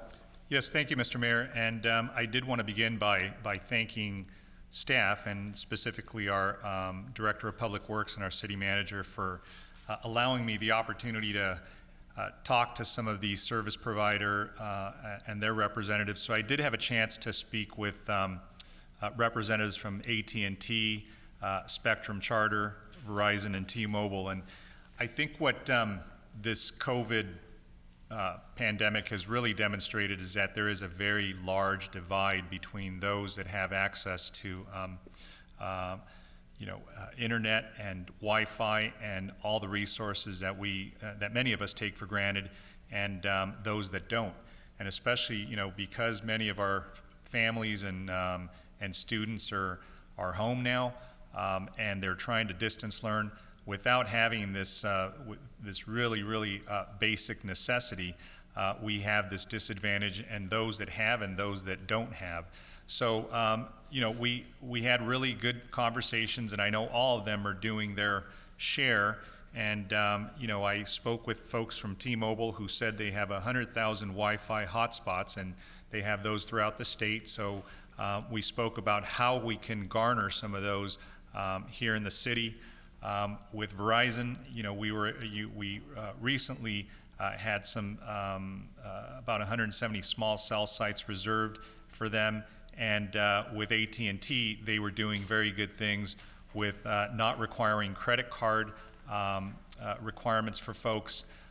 For 2 months of free Wi-Fi, they were charging between $5 and $10 a month, and they're trying to increase their hotspots. So, they are all certainly doing good things in addition to Spectrum that just, expanded their time to provide hotspots. And one of the concerns I know that had been rumored out there about Spectrum was that they were extending a 60-day period of free Wi-Fi, and some folks were saying it was because they were requiring those households to contract with them after that 60-day period, and that was a requisite to the access. And so it was clarified to me by their representative that there was a clear opt-out and there wasn't anything binding them. So that was good to hear, and they've now gone beyond their 60 days and extended it beyond that period of time. In short, in summary, is that, I know that many of my colleagues and I have received communications from our friends at the school district and just families in general that are in desperate need. And I heard this story, and it was an unfortunate one where you had some children trying to access some school material and distance learn and having to go into somebody's car to do it. And that just doesn't seem something that we should be proud of. It's not really something that we did intentionally, but it just shows that whether it's because of lack of infrastructure or because we haven't been able to sit down in earnest with some of our partners and providers, that we do so. So the city manager, the only direction I would give is if she could continue having those conversations with the superintendent, I believe, that have been started, and maybe work with the superintendent and his staff to meet with the representatives from these carriers. They all seem like they're willing to help, and I think they all want to do something positive for this. And I was just kind of doing some math, and I know the number of 10,000 households keeps coming up as households that don't have access to Wi-Fi. And let's just use AT&T's example. If they were to charge $5 a month, that's look, that's $50,000 for that 60-day period. Or actually, maybe it's $50,000. So, amongst agencies, amongst other resources, maybe some of the funding that we received could be used towards this effort.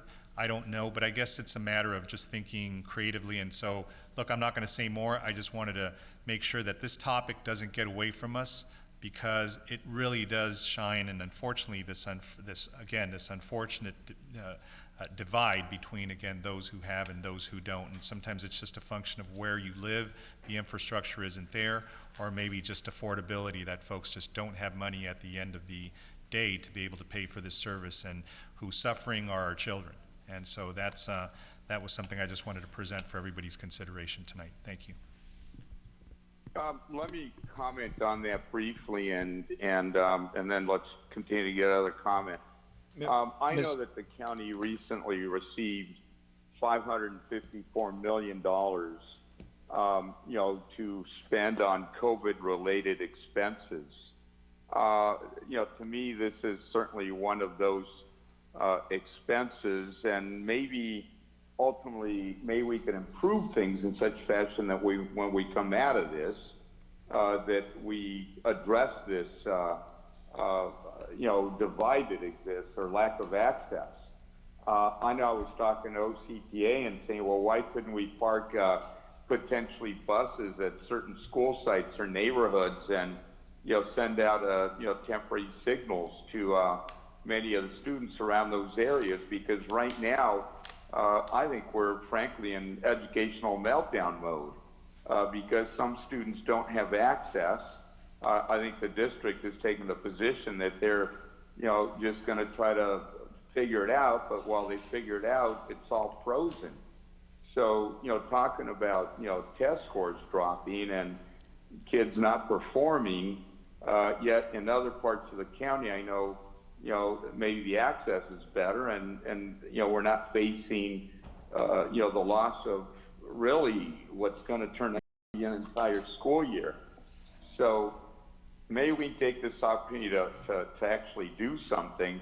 What I'd like to request with the concurrence of the council is that the city manager come back with a plan. Let's figure out what a permanent solution looks like, and then see if we can't find some of this COVID money or one-time money, because I don't think the county is going to spend all that money. And if we could, address this in some fashion on a permanent basis, that would be the best. I think, part of what the virus is doing is it's basically exacerbating and making all sorts of weaknesses that already existed, they're being amplified. And the problems are being grown. And so again, maybe there's an opportunity to try to figure out, well, what can we address? I know other cities are trying to do this. San Jose's working with several providers. They're putting a plan together and they're trying to figure out how to finance it. We can go to Mayor Liccardo and get more information on that. But I think there's certainly examples we can emulate and try to figure out, maybe is there something short-term that we can do, something immediate? Again, we've got a lot of buses at OCTA right now that are not being utilized, and I think they're big enough where you could have all the equipment that you needed to be able to transmit signals, and or vans. We've got a lot of vehicles at OCTA, but also permanent solutions. Larger fixes that are more permanent in nature. Any other thoughts from council members, please? Yeah, Mr. Mayor, this is Councilmember Penaloza. Sure. Thank you. Just wanted to thank Councilmember Sarmiento, my colleague, for bringing this forward. I'm kicking myself for not adding my name to it. I should have reached out to him sooner. But this is something that's very important and much needed in our community. And I just want to also remind our city manager to not lose sight of this task and work closely with the school district, because I think that's going to be the key partnership is with the school district, and to really get this internet access to those who need it, which is the 50-some thousand children. I'm not saying that all of them don't have access to internet, but a lot of them do. And about 20%, I'm sorry, say that again, Madam? 20% do not have access. Oh yeah, 20% of the school district enrollment do not have access to internet, which is very unfortunate, because even just right now during COVID-19, that is how everyone is doing instruction. From what I've heard, that's what a lot of school districts around the country are going to be doing. Instruction is through online databases and platforms. So it's important that we give this access to them. But I also want to remind staff to keep in mind that of the unintended consequences that this could potentially have with the very large transient community that we have in the city, and that's why I want to put emphasis on close partnership with the school district to really focus and zero in on those children that need it. I don't want this to be a case like the free cell phones. You know, great idea, unintended consequences. The people living in the railroad tracks, setting businesses on fire, have a better phone than I do, and that's the what we could potentially see.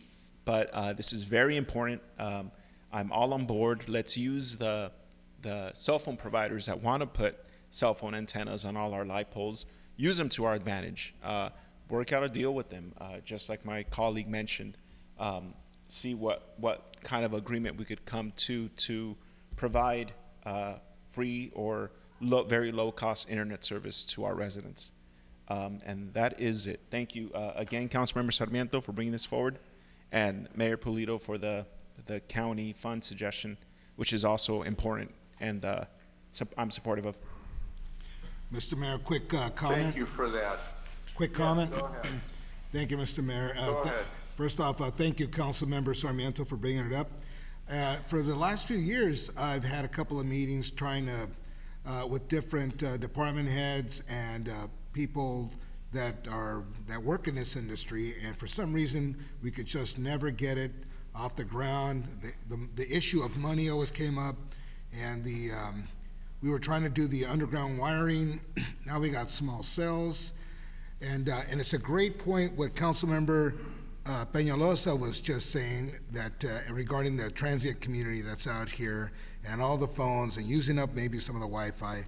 If there was some way to come up with a permanent solution where we can target the people that actually really need it, and then come up with some kind of plan for them to have it in their home, then that would kind of solve that issue. And I don't know, we're gonna have to think about it, but I'm glad this topic's on the table. I remember speaking to the IT executive director not too long ago, and it just, because the school district has been reaching out to all of us, and that issue of money keeps coming up. So I'm glad everyone's on board to try to tackle this. Thank you, Mr. Mayor. You're welcome. Mr. Mayor, Mr. this Mayor. is Go ahead, Councilmember Councilor. Go Solorio.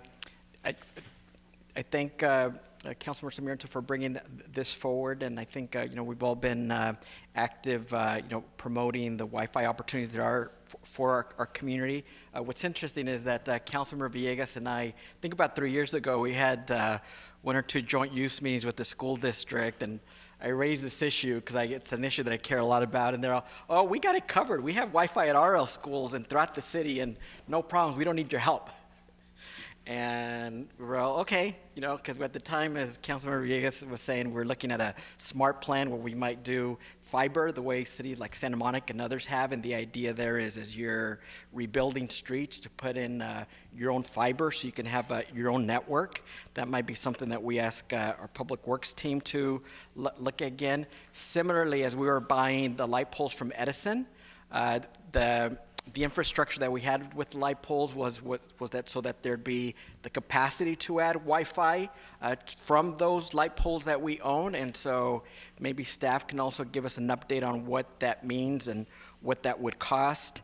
And I also know that the city's Wi-Fi mobile hotspots have been going well and are all used, and I know we've been increasing it, and this was another example of why we need to keep doing more of it. I'll close with the idea of, I think because right now we're seeing that it's children and students that are mainly currently struggling with the situation, that we still do have the youth fund from the cannabis dollars, where there's some resources there that maybe staff can look at that as a possible area to finance and fund some of these things, because there's probably $4 to $5 million over there, and I know the Youth Commission's been working on recommendations for us, and so maybe we could work with our Youth Commission and staff on some possible solutions out of that. With that, yeah, let's keep pushing the service providers and others for more resources so that more of us can be connected. Thank you.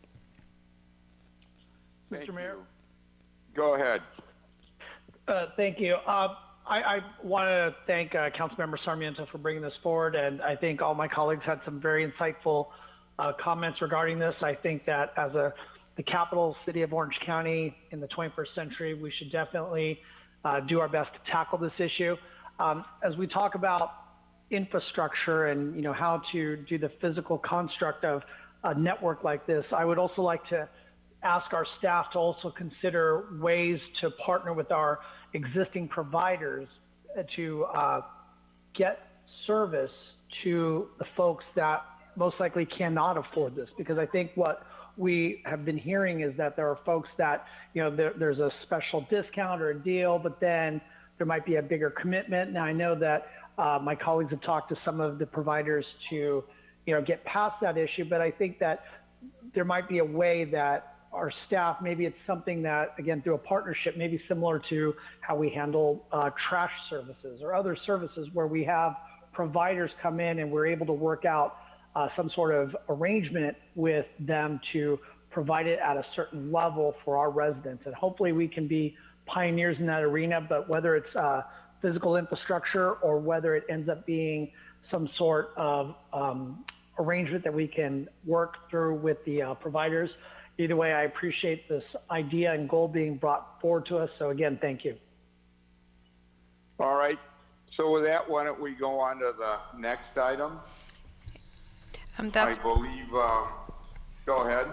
That's 85D, and we did not receive any correspondence on this item. All right. Is there any opposition to that? I think that's digital messaging coming out from the city to all graduates throughout our city. Is that pretty much it? Mayor, this is Christine. I'm pretty clear on what she wants, so if there isn't any opposition, I'm prepared to move forward. It's just basically congratulating all of the graduates, the 2020 graduates in our community via the digital boards that we have access to. Mr. Mayor, this is Councilmember Penaloza. I'm not opposed to it. I think it's a great idea. But I wanted to ask the city manager if this would be the appropriate time for you to talk about any discussions or possibilities you've had with the school district in other ways where the city could recognize the graduating class of 2020, or if you could want to save them for your manager comments, that's fine. Oh, just two quick comments. Thank you for asking the question. The superintendent did ask if we could light up the water tower in white and red for the city district school colors. And then the other thing is they are doing a banner program. I don't know if you're aware of it, but the Santa Ana Unified School District, they're selling banners to congratulate the graduates, and they'd like to see them placed around town just to help the kids celebrate this great occasion, and we are looking into acquiring those as well. Perfect. And I want to make sure that we clarify, and I'm not sure if you already did, but that it's not yellow and red, or is it white and red? Because initially I heard red and white, but then someone did say yellow and red. Okay, because the school district's colors are yellow and red, or gold and red. So I just want to make sure we don't, because I've been told by our wonderful water department the task it is to climb up there. So I want to make sure that we get the colors right. So let's make sure we're communicating with the school district and just double checking on that color coordination. I actually heard red, white, yellow, and black. So. Oh, okay. But I will confirm. All right, thank you. Mr. Mayor, this is Councilmember Solorio. I really like and support this idea. I think the more ways that we can collaborate with our school districts, the better. And additionally, I know we have our own cable channel that maybe we can display information there on the graduates.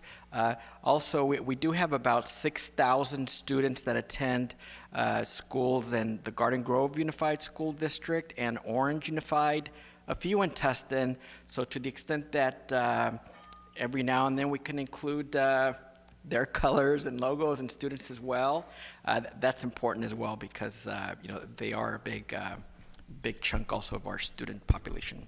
That is an excellent point. Thank you, Councilmember Solorio. What I want to add, if I may, was along those lines. We also have a lot of students here in our city that go to charter schools and private schools.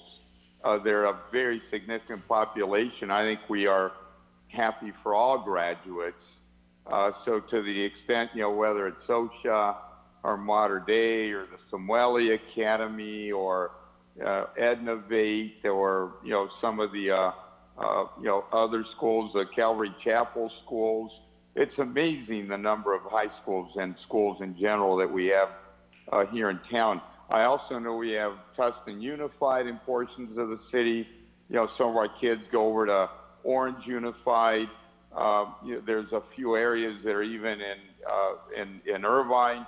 Just let's figure out how we can, tell them that they're all winners, that we're proud of them all, that we wish them the very, very, very best, and try to do whatever we can to overcome this pandemic and the fact that a lot of their celebrations and parties and ceremonies are all being really taken away from them.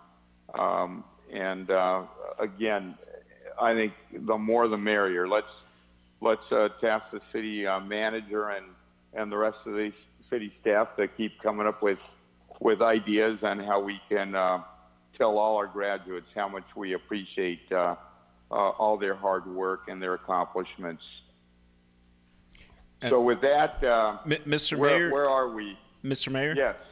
And can I add Go something ahead. to that really quick, just since we're on the topic and the subject? Just wanted to also say that I saw on social media today that former President Barack Obama is also doing a graduate together commencement ceremony for all 2020 class across the country.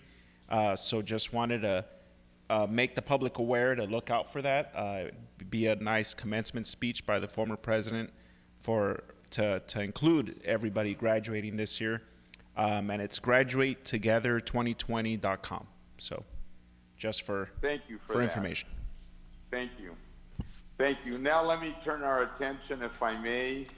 I believe we're on the Housing Authority. That's correct. So I'm now going to call the Housing Authority to order. Roll call, please. Authority Member Becerra. Here. Authority Member Peñalosa. Here. Authority Member Sarmiento. Here. Authority Member Solorio. Here. Vice Chair Villegas. Here. Chair Pulido. Here. A question, are we going to do an excused absence for Councilmember Iglesias? And if so, should we also include the Housing Authority? Yes, you may do that at this time for Housing Authority.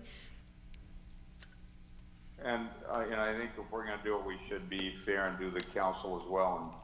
In general, that's been our practice. Yes. So I would, request that, and I would now entertain a motion on items 1, 2, and 3 for the Housing Authority. Would I have a motion? I make a motion to approve. Second. Villegas. Roll call vote, please. Authority Member Becerra. Yes. Authority Member Peñalosa. Yes. Authority Member Sarmiento. Yes. Authority Member Solorio. Vice Chair Villegas. Yes. Chair Pulido. Yes. Motion I carries. believe 6-1. we now adjourn that. We go back to public comments on items not on the agenda. Do we have speakers, Madam Clerk? Yes, we do, and we also received one correspondence from George Collins regarding fireworks. He requests that there be a suspension of sale of fireworks until 2021. And for the 2 virtual individuals who would like to speak, if you could please state your name and topic and state your issue. You have 3 minutes.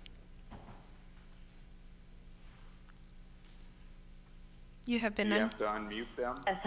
Yes, hi, my name is Erica Gonzalez. I'm a Santana resident, small business owner, and an organizer. I am commenting in regard to the item 85B. Since we are bringing up in lieu fees, I wanted to bring up a PRA that was submitted to Councilman Solorio back in 2018. It was submitted in request to get transparency and to get more information regarding these in lieu fees. I'm going to go ahead and outline some of those points, so maybe we can get those answers tonight. We will be resubmitting this PRA so that we can get these answers in writing as well. Because if we're going to be revising the whole ad hoc and the in lieu fees and everything, then we want to make sure that there's going to be real transparency and real community input when it comes to these in lieu fees. So according to the PRA that we submitted, we want to get all documents that in regards to meeting agendas, meeting notes, anything relating to how many affordable housing units the city of Santa Ana currently has and is also planning to have. We want to get notes regarding the requirements and maximum occupancy for affordable housing units in Santa Ana. We want to know how decisions are made to set the income requirements for affordable housing units and who is making these decisions. We want to know, we want to get information regarding or relating to the management of the in lieu fees that have been paid, the type of account, who oversees it, what is the total amount of the in lieu fees that the city currently has. We want information relating to who makes decisions on how in lieu fees are utilized and future protections that will ensure all fees are used for future affordable housing. And we want to know what developers or information regarding developers, investors, bankers, consultants who have agreed to pay in lieu fees, how much they have paid, and how much is still owed. I don't know if this is in regards to the, $35 million that Mike Terra has to pay, the in lieu fees for that 37-story building you recently approved last meeting. So I don't know if he's trying to get out of those fees. I don't know what you're trying to do here. You're obviously not for the people because you voted, Solorio, against the rent freeze. Don't think we didn't hear that. Thank you for the other council members who pointed it out. So we know where you stand. You're going to be running for mayor. We're paying attention. Don't think that we're not. We're paying attention. We're taking receipts, and we're going to force you to be transparent because we want to know what is happening with this money. Where are these fees going? Who's profiting? What community interests are being satisfied? So like I said, we're going to be resubmitting this PRA. We need answers, and I'd like to have some of those answers tonight, and I'm sure my fellow residents would also like to have some of those answers. Have a good night. Okay, next speaker. Please clearly state your name and topic. You have been unmuted. You have 3 minutes. Hi, my name is Lisa Gonzalez Solomon. As you know, I'm the principal of Madison Elementary School, but I'm also a resident here in Santa Ana for over 20 years. I want to thank the City Council for supporting our district, for supporting our schools, and for supporting getting citywide Wi-Fi in our throughout our community. I'm here speaking not just on behalf of the kids at my school, I'm speaking on behalf of residents who do need the Wi-Fi, who do need the access. We have so many of our kids that have returned back from college and have to work remotely, and we want to continue their education. We want to continue supporting them. We also have a lot of people who are working remotely who also need that support of the Wi-Fi. As you know, our district has been working very hard. We've distributed over 40,000 Chromebooks to our students. We've ordered another 10,000. We've also distributed hotspots to our students. We've ordered another 4,400 hotspots. We've given 800,000 meals to our children. And I do believe that if we want this to work and we do get citywide Wi-Fi, it's going to be something that we all have to come together. We have to bring property owners in. We have to bring bus companies in. We have to bring all the providers who do make money off of our community in. We have to bring everybody in and say, this is a problem that we need to solve together. It's not a time to point fingers or say it's the city's problem or it's the district's problem. It's a time that we come together and we solve this together with the county, with the state. We work with everyone we can to try to provide citywide Wi-Fi so we can continue to educate the children of Santa Ana. I do want to speak from the heart when I tell you thank you, all of those of you who have supported our community and our families, whether you've been out handing out food or handing out hand sanitizer or just making decisions that will really affect our children and our future. Not just the future of the children, but the future of our community and the future of Santa Ana. You have 1 minute left. Now is the time that we will come together for our people. Our world is changing, and it would be amazing to see our great city leading the way. We know you already look out for your citizens and their safety, but this would be one more way we can continue to open lines of communication, provide access to education, to work, to healthcare, and to much-needed resources and information. You will truly be our heroes if you can make this happen, to have this be the first city to announce the steps that they've taken to ensure our community has access to education, access to resources, and also access to information. We do want our kids to continue to graduate. We continue to support them. Our staff and our district has been working night and day to make sure that our kids keep learning. And I just wanted to say thank you for all of you that supported the citywide Wi-Fi. Thank you for those of you that look out for our families and the rents that they have to pay. We're very, very grateful. Thank you for your heartfelt comments. I know I speak for the council when we say we appreciate all the hard work that you're doing. With that, Madam Clerk, do we have any other comments? Yes, please clearly state your name and topic. You have 3 minutes and you have been unmuted. My name is Joselinda and I'm a resident in Ward 2. Thank you for affirming the rent freeze on agenda item 60A, but I'm calling you out to extend it to match the eviction moratorium. Many of my own family members, friends, and colleagues and residents over on Santana are renters and severely rent burdened. Many are undocumented and don't qualify for COVID-19 relief benefits, and many have lost their jobs or have experienced a reduction of work hours, leaving them unable to pay rent. It would be nearly impossible for folks to deal with rent increases while they are still struggling to pay back the debt they have incurred. This is particularly true for people that will continue to have no jobs after this pandemic is over. Keeping and extending the rent freeze would ensure in lessening the negative impacts of COVID-19 by alleviating financial insecurity, preventing housing displacement, and lowering the risk of the COVID-19 spread. With the acknowledgement of the municipal powers you carry and the present needs of the community, you have the power to minimize housing displacement and the risk of being houseless for Santana residents. And I trust that you will make the only decision that is just for our community here in Santana, which is not only keeping a rent freeze during the COVID-19 emergency declarations, but also extending it for at least 6 months thereafter. Thank you so much. Thank you. Other comments, Madam Clerk? Yes, please clearly state your name and topic. You have 3 minutes. You have not been unmuted. Hi there. My name is Nathaniel Greenside. I spoke a little bit earlier, and I wanted to clarify about the community block grants and how City Council do better to ensure that the folks who aren't developers understand how they can participate in the community block development grants. So to that regard, I wanted to ask that you all do some due diligence and figure out what can be done at the city level to ensure that there's community understanding of how community block development grants works, et cetera. And then I want to speak also additionally on the rent freeze, a little bit more aggressively on the rent freeze. Thank you for affirming the rent freeze that was enacted. Many of the folks who we have spoken to as a part of Tenants United Santa Ana, which is a group I am a part of, is that they have asked for an extension, and the reason being that once the orders are lifted, they currently don't have the ability to work. And so once the orders are lifted, to have a landlord serve them with a rent increase is going to put them further behind when they're already trying to catch up.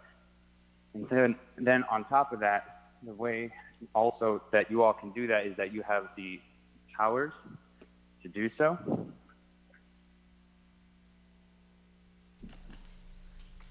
Sorry, I'm still here. And the way the agenda is on the agenda is an issue, because then it shows that whoever wanted to put it onto the agenda isn't having the gall to put their name on it, and they wanted to ensure that it wasn't brought up on their own name, whichever council member was pushing it. And so I just wanted to bring up the fact that it wasn't made clear that it was the city council member who may or may not have been pushing it, and instead we're trying to employ via the city manager. I just don't believe that that's fair. And so, what I'm asking also is that you all ensure that you use the powers that you are granted under state charter during states of emergency, and in the interest of the public health and safety, that you extend the rent freeze. Thank you. Thank you. Any other comments, Madam Clerk? Yes, we do. Please clearly state your name and topic. You have 3 minutes. You have been unmuted. Hi, my name is Kaylee, and I'm speaking on the rent freeze. I'm a tenant counselor here in Santana and a resident as well. And I would just like to speak in favor of extending the rent freeze to match the repayment period of the moratorium. Right now, I've been hearing, unfortunately, that a lot of landlords are not accepting their letters proving that they would qualify for rent repayment. And I believe that one of the best things that we can do for renters right now would be to ensure that they are not having to pay rent increases during this time of recovery. The City Council has the power to alleviate massive future debt for its constituents by taking this bold action in the midst of a global health and economic emergency. So I just urge you to understand the kind of impacts that tenants are having across the city right now, based on my experience speaking to them on a daily basis. So thank you very much. Thank you. Other comments, Madam Clerk? Yes, we have one last one. If you could please clearly state your name and topic. You have 3 minutes. Hello, my name is Maria Saha, and I'm talking on the rent freeze. I am also a Santa Ana native and a Santa Ana tenant counselor here for Tenants United Santa Ana, and I am here in support of extending the rent freeze to match the repayment period of the eviction moratorium. I don't find it just that a tenant could potentially face a rent increase while they're paying back the debt they accumulated in the process or during the COVID-19 pandemic. I have heard stories of landlords harassing and forcing tenants to pay the repayment plan they constructed without even letting them know of their protections under the eviction moratorium. And they're not even aware of the rent freeze that's already in place. So I really urge you to protect tenants, put them first because they need it. This is a public health crisis, and it's very unfortunate that we have to even ask for this. I mean, that's just my opinion, but I ask that you consider this. I ask that you take this into account because there are many tenants out there that are suffering, and they deserve to be taken into account and heard. Thank you. Thank you for your comments. Madam Clerk, we have one more, or are we done? We actually did have another one raise their hand. If you could please clearly state your name and topic. You have 3 minutes. You have been unmuted. Hi, my name is Fred. I would like to speak regarding the rent freeze. So the pandemic has put the housing stability and health of tenants in Santa Ana at risk. And right now, unemployment is high. A lot of citizens in Santa Ana are unable to make up the income that they are losing, and so they will be unable to back pay their rent after the 31st of next month. So I think that we need to extend the rent freeze to match with the eviction moratorium. And I think that if we don't do that, we are at risk of exacerbating the current health crisis, as well as exacerbating the housing crisis which exists in Santa Ana. Thank you. Thank you. Was that the last speaker, Madam Clerk? Yes, that was. Okay, I believe now do we go to, is it city manager comments?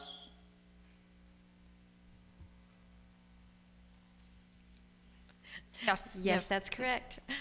Mayor, just a few items tonight. I want to comment that staff has been working diligently behind the scenes. Kudos to our finance department. We are going to be coming before you at the very next council meeting. That's on later this month to go over let you see a first look at our proposed budget for your consideration, and not only the budget, but also a brand new strategic plan that we've been working on as well. And then to let you know, as the governor announced today, that the state could be progressing towards stage 2, which would entail reopening of other low-risk businesses. We are putting a plan in place and evaluating how we can slowly bring back city services, but still protect the health and welfare of our employees and the public, given that there still is a pandemic out there. And the final thing, I think we have a picture for you on the screen, but after quite a long year and frustration among many residents, under the Broadway and I-5 freeway bridge, there's been a significant trespassing issue, which is we have spent a lot of time, a lot of cleanup in the area, a lot of police officers' time, but I am happy to report there is finally a completion of an installation of a fence that completely blocks that area off, and this was a result of a lot of hard work in the Public Works Department, and we had to work closely with the state because it is Caltrans property. We are responsible for maintaining the fence, but we did use all of our monies that we had for National Pollutant Discharge Elimination System compliance, as the littering problem that was taking place under there was creating stormwater pollution issue. So that is up, and you have lots of happy residents in that area of town. And that's all, sir. Thank you for that. Councilmember comments. Why don't we go ahead and start with Councilmember Solario? Thank you, Mr. Mayor. Just two things. First, I do want to thank our city managers and Public Works Director and Parks Director and Community Development, everybody that was involved with fencing off what's been called in that community the tunnel to nowhere that was many months and years in the making, so I'm very, very, very thankful. Second, obviously, we continue to be in this COVID situation, and the governor slowly is allowing counties and cities to open up. I know based off of Councilmember Becerra's suggestion in our first executive order, we mentioned that we as a city council would decide kind of when we reopen up, and so I think at some point we might want to be a staff figure out what that looks like and when we might need to vote on something, or I'd be perfectly fine with just having our city manager lead, what things we begin to open up that we previously closed off before. Secondly, even though we're starting to open up, I know we're getting increasingly more emails and calls about businesses that our residents think shouldn't be open. And maybe via our social media and other channels, we can inform the public about our views on that or where to make reports, because I do know that there have been some reports and some code enforcement, but I know that we're really more about compliance rather than fining folks. So if staff can work on those things, that would be fantastic. Thank you. Thank you. Councilmember Peñalosa, please. Thank you, Mr. Mayor. Just wanted to thank city staff and the city manager again, and the chief of police, the police department, everyone, for really just holding it together throughout this whole pandemic crisis and keeping the city still operating and all essential services still in full force. I'm very thankful for your leadership, and just wanted to make sure that you're aware of that. With that said, of course, I need to remind everybody, I want to remind you about the 2020 census. If you haven't already done so, please, I urge you to visit www.my2020census.gov to fill out the census. There's been an extension by the federal government for the census, but I mean, don't wait. It takes less than 10 minutes. If you haven't done so already and you're listening, please fill it out. And just one last thing, wanted to wish a very happy Mother's Day to all the mothers out there in our city, and here at City Hall, our staff, anyone who's a mom, happy Mother's Day. We got lucky this year. Latin Mother's Day falls on the same day, which is May 10th, and so if people are like my mom that like to be celebrated twice, which, hey, she deserves all the celebration. She's my mother and love her dearly. So happy Mother's Day to all the moms out there. And that's it, Mr. Mayor. Thank you. Thanks for that. Councilmember Becerra, please. Thank you, Mr. Mayor. I too want to thank our staff for all the work that they are doing during this unprecedented time. I really appreciate it, your leadership and just your steady hands steering the ship. Again, it's very appreciated. A couple of items I want to bring up. One is down on the south end of town, we are seeing quite a bit of street racing. And, I was out one night walking my dog, and it just sounded very intense. Cars going down MacArthur, going down Bear. And it reminded me of what our police, recently had put out a release in regards to a person who had actually been arrested after a 2-year investigation. This person was responsible for a crash on Bear between Alton and Segerstrom. And this person was given a reduced bail after he was charged with 2 counts of vehicular manslaughter. And I want to, real quick, if the chief is still around, I'd like to ask Chief Valentine, trying to maybe put one and one together. I hope I'm wrong when I ask this, but it says that a Superior Court commissioner reduced the bail for this person responsible for the 2 counts of vehicular manslaughter. Is it the same commissioner that we spoke about earlier this evening? Unfortunately, it is, sir. Well, Mr. Mayor, I think you have another thing to hopefully bring up to the judge when you have a chat with him. But Chief, I would just like to bring to your attention the increase in street racing. Not only have I been hearing it, but I've also received calls from other residents regarding it. So if, maybe, I know you guys are stretched very thin, but if there's any way to put a couple more personnel down some of these streets, because I think they're very attractive to folks now that you have everybody, or at least most people, complying with the stay-at-home orders.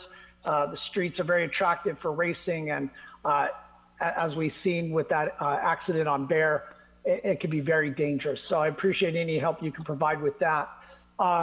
Other than that, I would just like to say, while you're staying at home, as Councilmember Penaloza already said, if you could please complete the census. It takes 10 minutes to have an impact on our city for the next 10 years. With that, good evening, everybody. Thank you. Thank you for your comment, and I will add that to my letter and discussion with the courts. Go ahead. I believe next is Councilmember Sarmiento. Yes, thank you, Mr. Mayor. I want to begin by saying happy Cinco de Mayo to everybody. I mean, we all kind of forget these days are blending into each other and hours are blending into each other. It's nice to know it's only 8:35, so that's a good thing. But I did want to thank everybody who commented, sent their comments through YouTube. Thank our staff for all the hard work that they've been doing. But I also want to thank our residents, who this must be really, really difficult on. And I think that, I see people biking a lot more, walking a lot more, but more than anything, they are respecting these really difficult conditions that they're living in. So, big props to them, because it isn't a fun thing. And unfortunately, we see rates of depression and anxiety really spiking during these times, and it's unfortunate. And Mr. Mayor, I wanted to take the time to thank you for your work with the other mayors. And one of the things that I think you really have a compelling argument to make is that you represent a city in this county, unlike the 33 other cities, that has a very, very large community of color, which has been demonstrated to have even more vulnerabilities to this virus. And, as you know, many of our folks here suffer from hypertension, obesity, and other pre-existing conditions because of just the their own health problems that they've had as a result of living in an area where they're challenged with lack of health care. So I think your arguments that you make, I think, are going to really help a lot of folks that, unlike many of our friends in other parts of especially South County, we really have a lot of residents that don't have a safety net, don't have reserves, don't have savings. So to that point, I know testing has been something that's been really important to you. I see you leading that charge. Again, I think to the extent you can tie the testing to places that are very vulnerable, like our city, it would make a very compelling argument. And as we transition and maybe into phase 2 of the governor's phased reopening, I was going to mention to the city manager that I think all of us have an interest in how we reopen, because it's going to be slow, it's going to be incremental. But you as a chair of the EOC, Madam City Manager of the Emergency Operations Center, if you need, or if you think, maybe speak with the mayor and the rest of us of putting together an ad hoc maybe we could provide some recommendations of how we open up. Because really, I'm torn. I think I want to, keep folks safe and at home, but at the same time, again, people have a desperate need to work because they don't have any other source of income. Many of our residents aren't eligible for federal stimulus dollars, and to the extent we can safely put them in a position where they can get back to work and do this in a responsible manner, our community is very unique. So I would just say, lean on us. I think we put together ad hocs for other reasons. I can't think of one more important than this one. So I know my colleagues have stepped up in so many other ways. I know we'd step up in this way, and just let us know. And Mr. Mayor, I'll put that out there for you, but I'll make myself available, but you have plenty of us, I'm sure, that would be willing to serve. And with that, I just want to say Happy Mother's Day, Feliz Día de las Madres a todas las madres allá, especialmente a la mía, que estoy bendecido por tenerla todavía en mi vida, y todos los días yo doy gracias. Muchas gracias.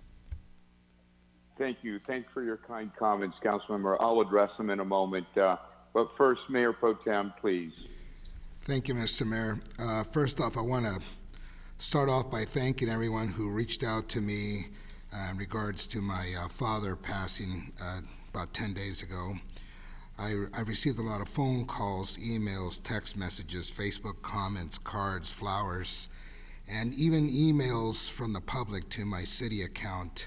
And here on the dais waiting for me, there's 4 cards from constituents here in the city, and I just want to thank you all for reaching out to me and supporting my family and I during this difficult time. And, the work continues. And even though we were going through this pandemic, for the last couple of weeks, I've been on the phone working behind the scenes, calling Washington, D.C. to get support for our applicants here in the city, the ones that are applying for the SBA small business loans. And we made some progress, and we're still working on it because I'm trying to get something going. And it's just a little difficult. There's so many people asking. But I even made phone calls to the White House to get support. And they were well received, and it's nice to see that they're supporting us in our ask at the SBA, because the small businesses here in Santa Ana really could use the help. There's some folks here who could use some help. They're not up to speed on technology, and I'm glad to see that the city staff has been stepping up to help them to work with the SBA, and I'm just trying to do everything we can to help everyone. And so thank you again to the staff and to the public for reaching out. Thank you so much. Thank you, Mayor Pro Tem. Let me just say the following. That is that I have been working probably harder than I've worked on virtually anything in my life on this virus, and we're having a lot of things going on behind the scenes. Over the weekend, for example, when I saw the beaches being closed, and for good reason, there was too much crowding, et cetera, but I know that many of those residents are inland residents. They're from Santa Ana, they're from Anaheim, they're from all over the county and beyond. And so I thought it was important to try to reach out to the mayors along the beaches and try to help them out. So I called Mayor Faulkner from San Diego, and he sent me his plan, the plan that they have in San Diego. And of course, those beaches were not closed. And I made those plans available to mayors along the coast here in Orange County. And I suggested to them, instead of going to court and fighting, I mean, sometimes you have to go to court and fight. You have no alternative. But other times you can solve things. And I don't know if you've noticed, but now we've got Huntington, Dana Point, Laguna, and soon others. They're opening up, and they're opening up in sensible ways. And I think that becomes important because we have to give people hope. We have to give them hope and ways of dealing with a pandemic. But I tell you that I believe that we are under grave danger, largely because I don't believe that the county's been testing aggressively. And if you look at countries around the world, those that are doing best are those that took it very seriously very early. And we have, in the sense that we've asked everybody to stay at home, and residents have been absolutely, very, very, very compliant. But it's not enough. We don't know where the virus is.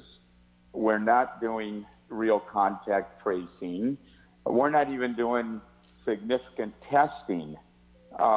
Today, countywide, we had about 2,000 tests, which is up from the 80 that we were doing a few weeks ago. And I've been,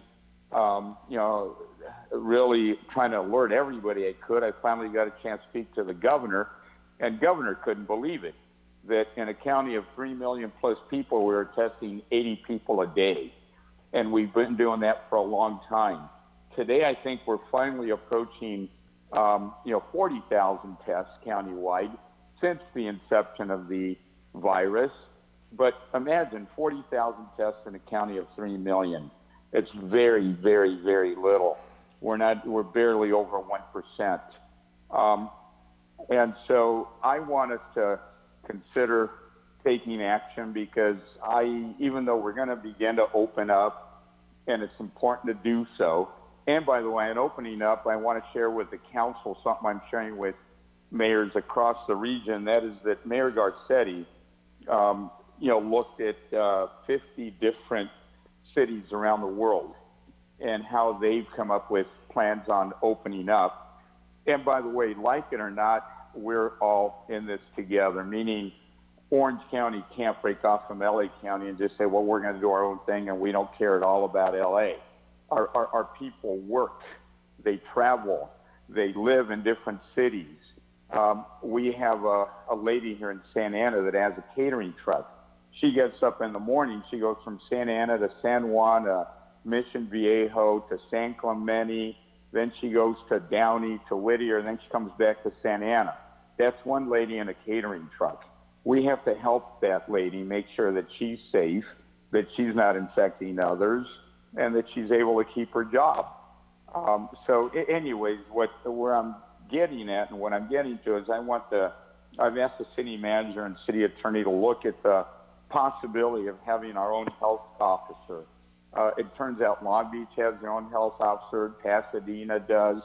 There's a few other cities around that do, and we ought to give it some thought, because this might not be not only not the last pandemic, we might not be out of it for longer than we would care to admit. And I think as we come out of it, we need, folks that are working really on our behalf, and with, some focus to our individual city. And by the way, this feeling is felt by many other cities throughout Orange County. It turns out that there's some monies associated with that, so it's not something we'd have to fund from zero necessarily. I really think we ought to give it some serious consideration, i.e. having in-house our own, health officer that would be able to give us suggestions, information, analysis, deploy resources, etc. The other thing I think we ought to consider is really studying this reimbursement model. Part of what LA is doing, and the reason they're able to test so much, they're actually getting reimbursed, by FEMA. It's not an easy road, but right now, all we know is that we have 400 some cases here in the city. We don't know how well they're being tracked. We don't have any idea overall how much has been tested. Many of our businesses, our residents want to be tested. There is no mechanism to do so. In the early days, most of the testing that went in the county was, done in South County at LabCorp and Quest Labs, and they were, charging over $1,000 per test. A lot of people can't afford $1,000 a test. They shouldn't have to.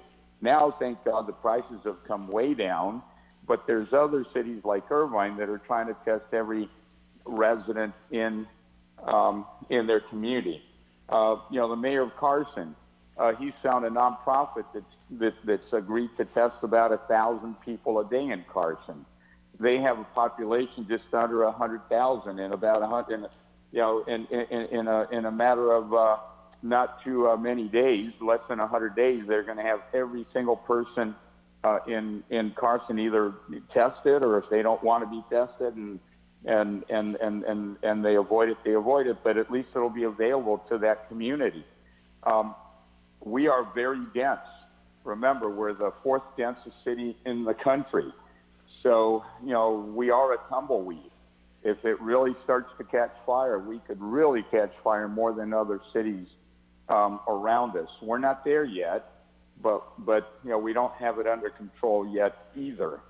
And so I think in the days to come, I'm going to ask city manager and the city attorney who have been working on this to, share this with not only the council, but, the community. But first, we need to study it.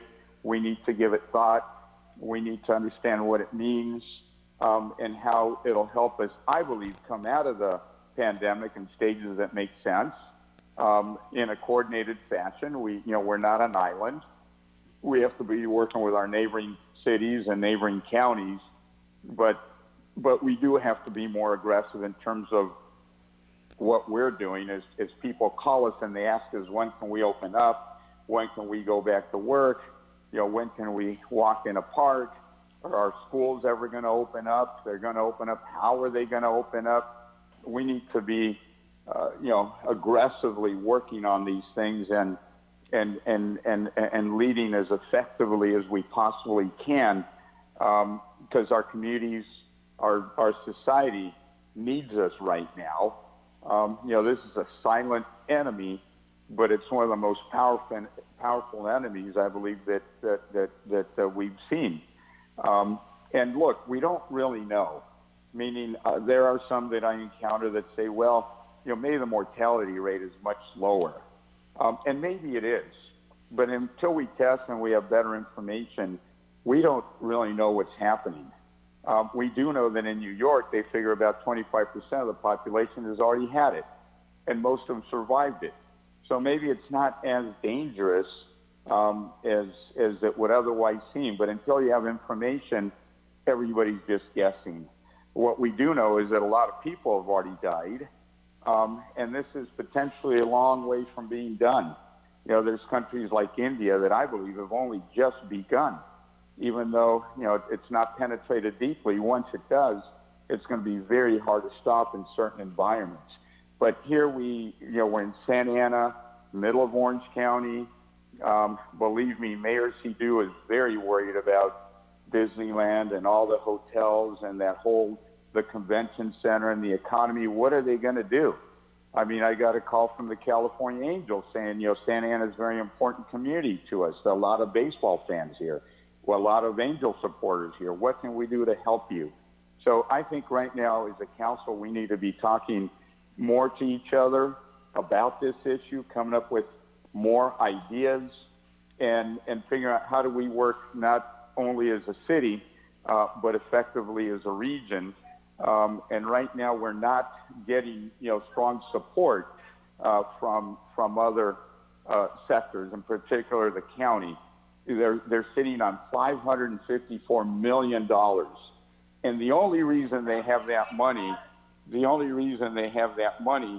is because we are 3 million plus people here in Orange County.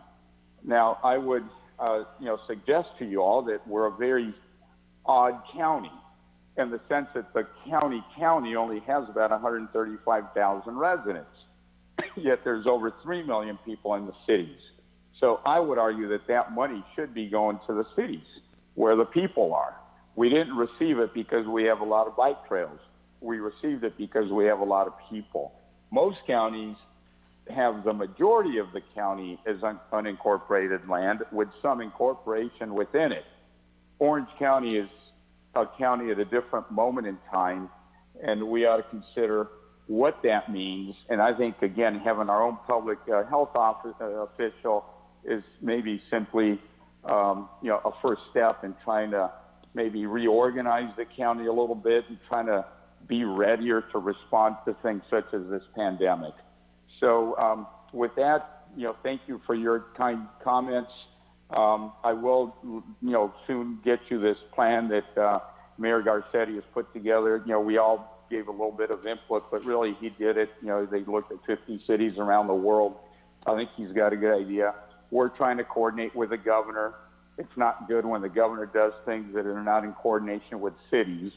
And I think if we stick together as cities, we can have a very, very loud voice, not only here in Orange County, but across the state and ultimately beyond. But remember this, we're the 5th largest county in the country. We're bigger than most states.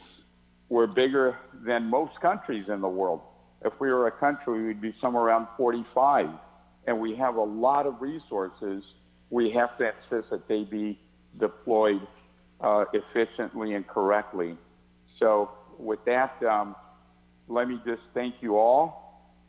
Any final comments from anybody? If not, if there are no comments, we'll adjourn the meeting. Any final comments? Mr. Mayor? Yes, sir. Councilman The Peñalosa. the Angels are Los Angeles now, not California. Not California Angels. I'm sorry. They are, well, I just had to- really should be Anaheim. That's just Arnie Moreno trying to make it Anaheim Angels for the sure. Los Angeles Angels. All No, right. I know they're not the California Angels, but they really are the Anaheim Angels, but he won't let them use that name. They are. Thank you, sir. All right. Thank you all. So let's go ahead and adjourn this meeting. And thank you, staff, for all the hard work that you guys are doing. I know it's nonstop. I know, Christine, it's been a year now. Happy anniversary. I know this is probably not what you signed up for, but sometimes we don't know what we're signing up for. But once we sign up, we do a great job. And you're all doing a great job, especially our city manager and all the different roles that she's having to play right now. Thank you all. All right, this meeting is adjourned.